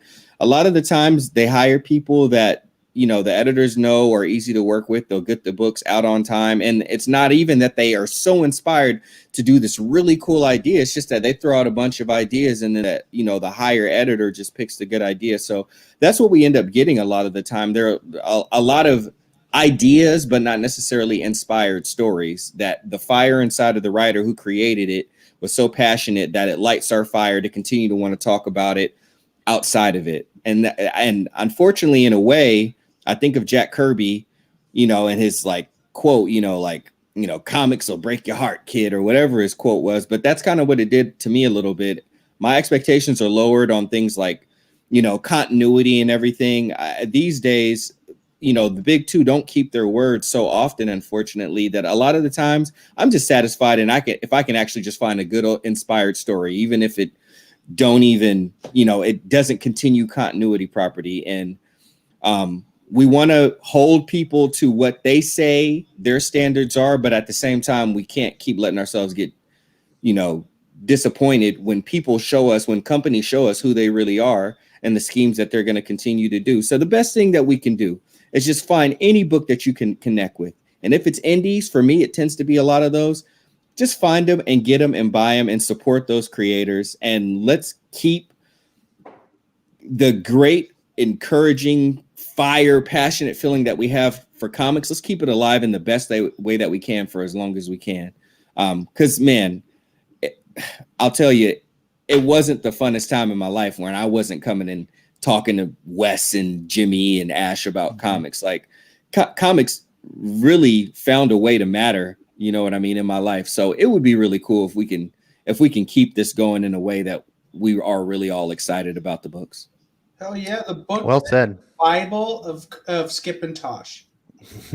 All right. Never grow up. Enjoy your books. So speaking about Wes and stuff, one of the things that he does on his channel that I like when we have panels like this is everyone wraps up with recommending comics. So instead of doing what he does, like this week's comics, just maybe give us a 3 or 4, whatever handful, small amount of comics that are are in your pull list that are things you collect, Oh shit. that you get monthly, that you just are really attached to for whatever reason, that you just want to share, that you want other people to be aware of and maybe check out. And go ahead and start with Wes, or not Wes, sorry, Skip, and we'll go backwards and wrap it up. No worries. Sounds good. I'll keep it short. I'll keep it simple. I'll just keep it to one book. Probably a lot of people have heard of it, but if you haven't yet, I highly advise it. It's Pulp by Ed Brubaker and Sean Phillips, and his son Jacob Phillips colors it. It's a creative story with like super cool like tropes of like Western and even like Depression era stuff. But what else is really cool about it is like I call it a through and through enjoyable comic. It's a hardcover, so it feels good. The paper inside of it is really nice, easy to turn. The ink doesn't come off on your hands. And it's a page turner. Every page you want to turn to the next thing. It's just a really cool, fun story. And it's got a good old fashioned kick-ass ending. So Awesome. I say go check out Pulp. Reminds you of Young Guns, too. Now Pulp, is Pulp just a graphic novel, or is it like a periodical? Is it? It's so cool because it's actually a little bit of both. It's really, really cool how Ed Brubaker decided to tell the story. It's a story about a writer, and he writes Westerns, and what you find out about the writer and the stories that he's writing throughout the book is super cool. And majority of Ed Brubaker's stories have something to do with crime. So he falls on dire needs, and Ed Brubaker is always so awesome at finding the perfect reason for someone to have to do a crime. Right. But it's all tied in so good. Is this book still coming out, or was it like a one-shot graphic novel? I'm sorry, I didn't realize that was the question. It's just a one-time regional. graphic novel. All right. Well, do you have anything that's coming out? That's a good recommendation, but do you have anything that's like a regular monthly book, or something that people might get into like as a subscription? Man, I wish I did. I'll be honest with you. I'm not reading. Like I'm reading tons of back issues, and kind of that's it. I'm not currently buying any ongoing comics except for how do you read it and reviewed it too? It's the Hickman book, Decorum. That's like the only one that's ongoing. And I hate to say this, but I actually don't recommend it for most people because I like it, but it is a very challenging book. Like I like the exercise in reading it, but it is very challenging. It is a book that I feel like whether Hickman is, I'm getting more than what I pay for every time I get one of those because it is very dense. But I'm not so sure that the average person that reads a comic book will find it enjoyable. So let's just stick with Pulp for right now. Sure. And anything else Ed Brubaker does. It's not a comic for everyone, for sure. That's for sure. All right, Jimmy, what handful of books are your absolute joys that you want to share? I got 3. 2 of them are actually coming out right now. One of them is Oblivion Song, which I think is the best independent book on the stands right now. Robert Kirkman, in my opinion, I don't think he can do any wrong. I haven't read anything by him that was bad to the point where I didn't want to read it. He has obviously written stuff that is bad to the point where it's so bad and funny that you'd want to keep reading it, like Battle Pope for some reason. But definitely Oblivion Song, and then Big 2, Deceased by Tom Taylor. It is a Elseworld story, and it's sad that we are getting the best Superman at DC in Deceased, and it's John Kent. He's really Tom Taylor knows Superman very well. Every time I'm done reading a book, I feel more inspired in my life because I read more of his Superman. It is genuinely great and a great story. But here's a book that you can pick up, anyone can pick up and have a great time reading.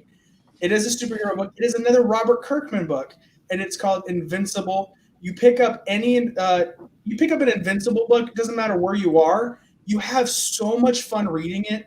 The main character, Mark Grayson, has Superman powers, but he doesn't try to be Superman, although he does try to do his best. And it is a great read. all the way through. All right, Venkman, what books are you currently pulling from the stores, taking home, and can't wait to get open and read? Well, Deceased is one of them I'm enjoying. Let's go. All three, Virgins. First Deceased, then you got Unkillables, then Dead Planets, then another one I've been enjoying has been Three Jokers. Batman Three Jokers, man. Awesome art. Jeff Johns is giving an awesome story. We get a more edgier Jason Todd here, but we also get more character growth. He's not just like a tough guy. He actually has emotions more than just that. Right. I mean, that whole thing just makes you question the whole entire the whole entire thing is because it's Three Jokers. Like, is there more than one Joker this whole entire time, or is just someone making more Jokers? You don't know. Right. But it's for being a DC Black Label, it's pretty good. I was reading the Hellblazers. I stopped after issue 10 only because I wasn't enjoying as much as most of the books, and I wanted to spend more money on some other stuff. All right, we'll leave it off the list. We just want the one.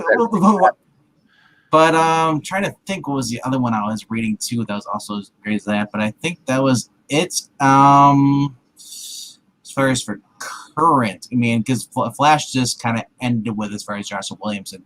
Yeah, the point of this is to give people something that maybe they can go to the comic store and add a new comic to their list that can be good. Well, that's still ongoing. Obviously, there's issues that are fantastic. You don't need to. Batman Beyond, Dan Jurgensen.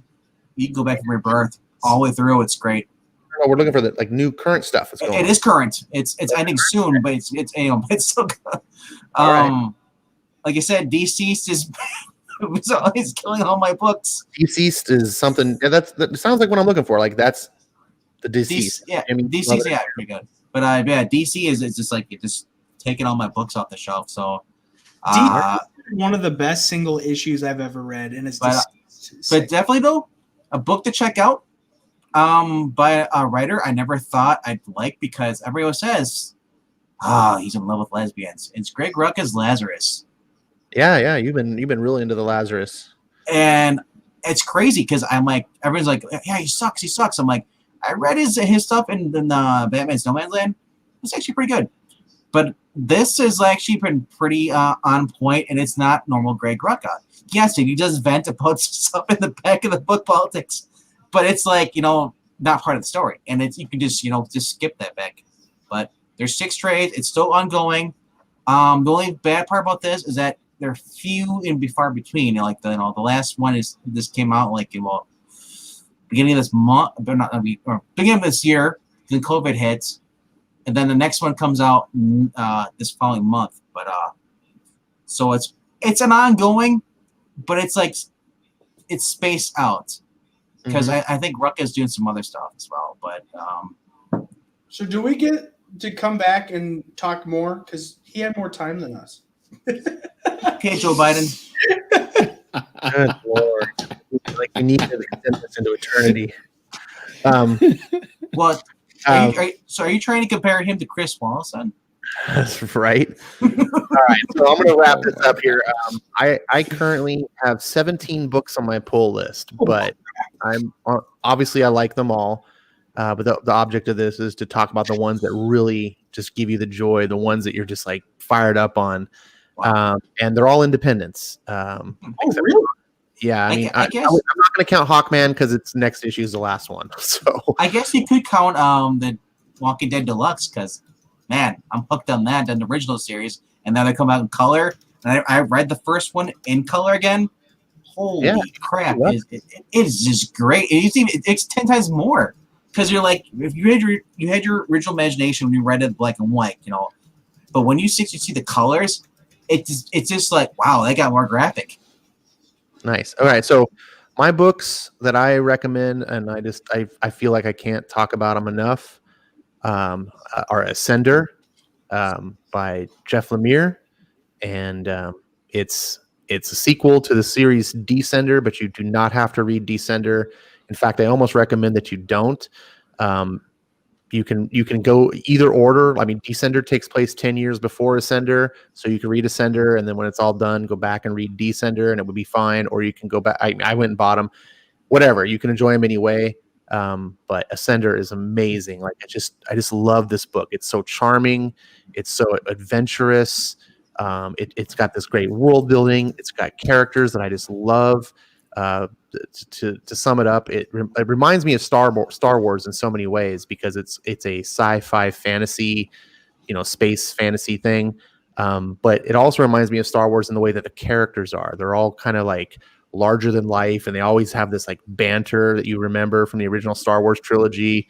And it's just fun to read their dialogue and everything, and then the art is fantastic. Can't talk about that book highly enough. The other book that I would recommend is Oblivion Song. I've been buying that since the beginning, since an old YouTuber who doesn't do any YouTube is one of the guys that inspired me to get into doing YouTube videos, and he was super hot on it. So I was like, I'm gonna check this out, and I've been stuck on it ever since. And it's a book that's only seems to get better. It's hard to believe that this book that started off with this weird little idea, and it just unfolds like a layer of just peeling back onions layers, and to where it is now, you're just like, oh my God, this book is going into epic territory. And how Robert Kirkman just keeps like, nope, there's more. Oh, nope, you thought you saw what? Nope, there's more. You're like, Jesus. And it's like in issue 28 now. I wholly recommend jumping onto this series. You can pick up the trades to start at 1. Each trade is like 6 issues, and each 6 issues is written like a true story arc, to where you get like an ending, but then it's like a cliffhanger. It's like an ending that's meant to continue on. And Kirkman knows what he's doing. Like, and if you're a person who's like, yeah, I like manga, then Oblivion Song is for you, because you get the trades, and it's just like picking up a manga. You get a big, huge chunk of story, and you'll be satisfied to where it ends, but you'll be chomping at the bit to buy the next one. And then if you're caught up, you just won't be able to stop missing, each time a book comes out, you're like, oh, I gotta see what happens. And then the third and last book I'm going to recommend is also a Robert Kirkman book. And I was not going to get this book. It's called Firepower, and is due to the fact Jimmy was like, you got to get this book. It's amazing. It's Robert Kirkman. He's the best writer ever, blah, blah.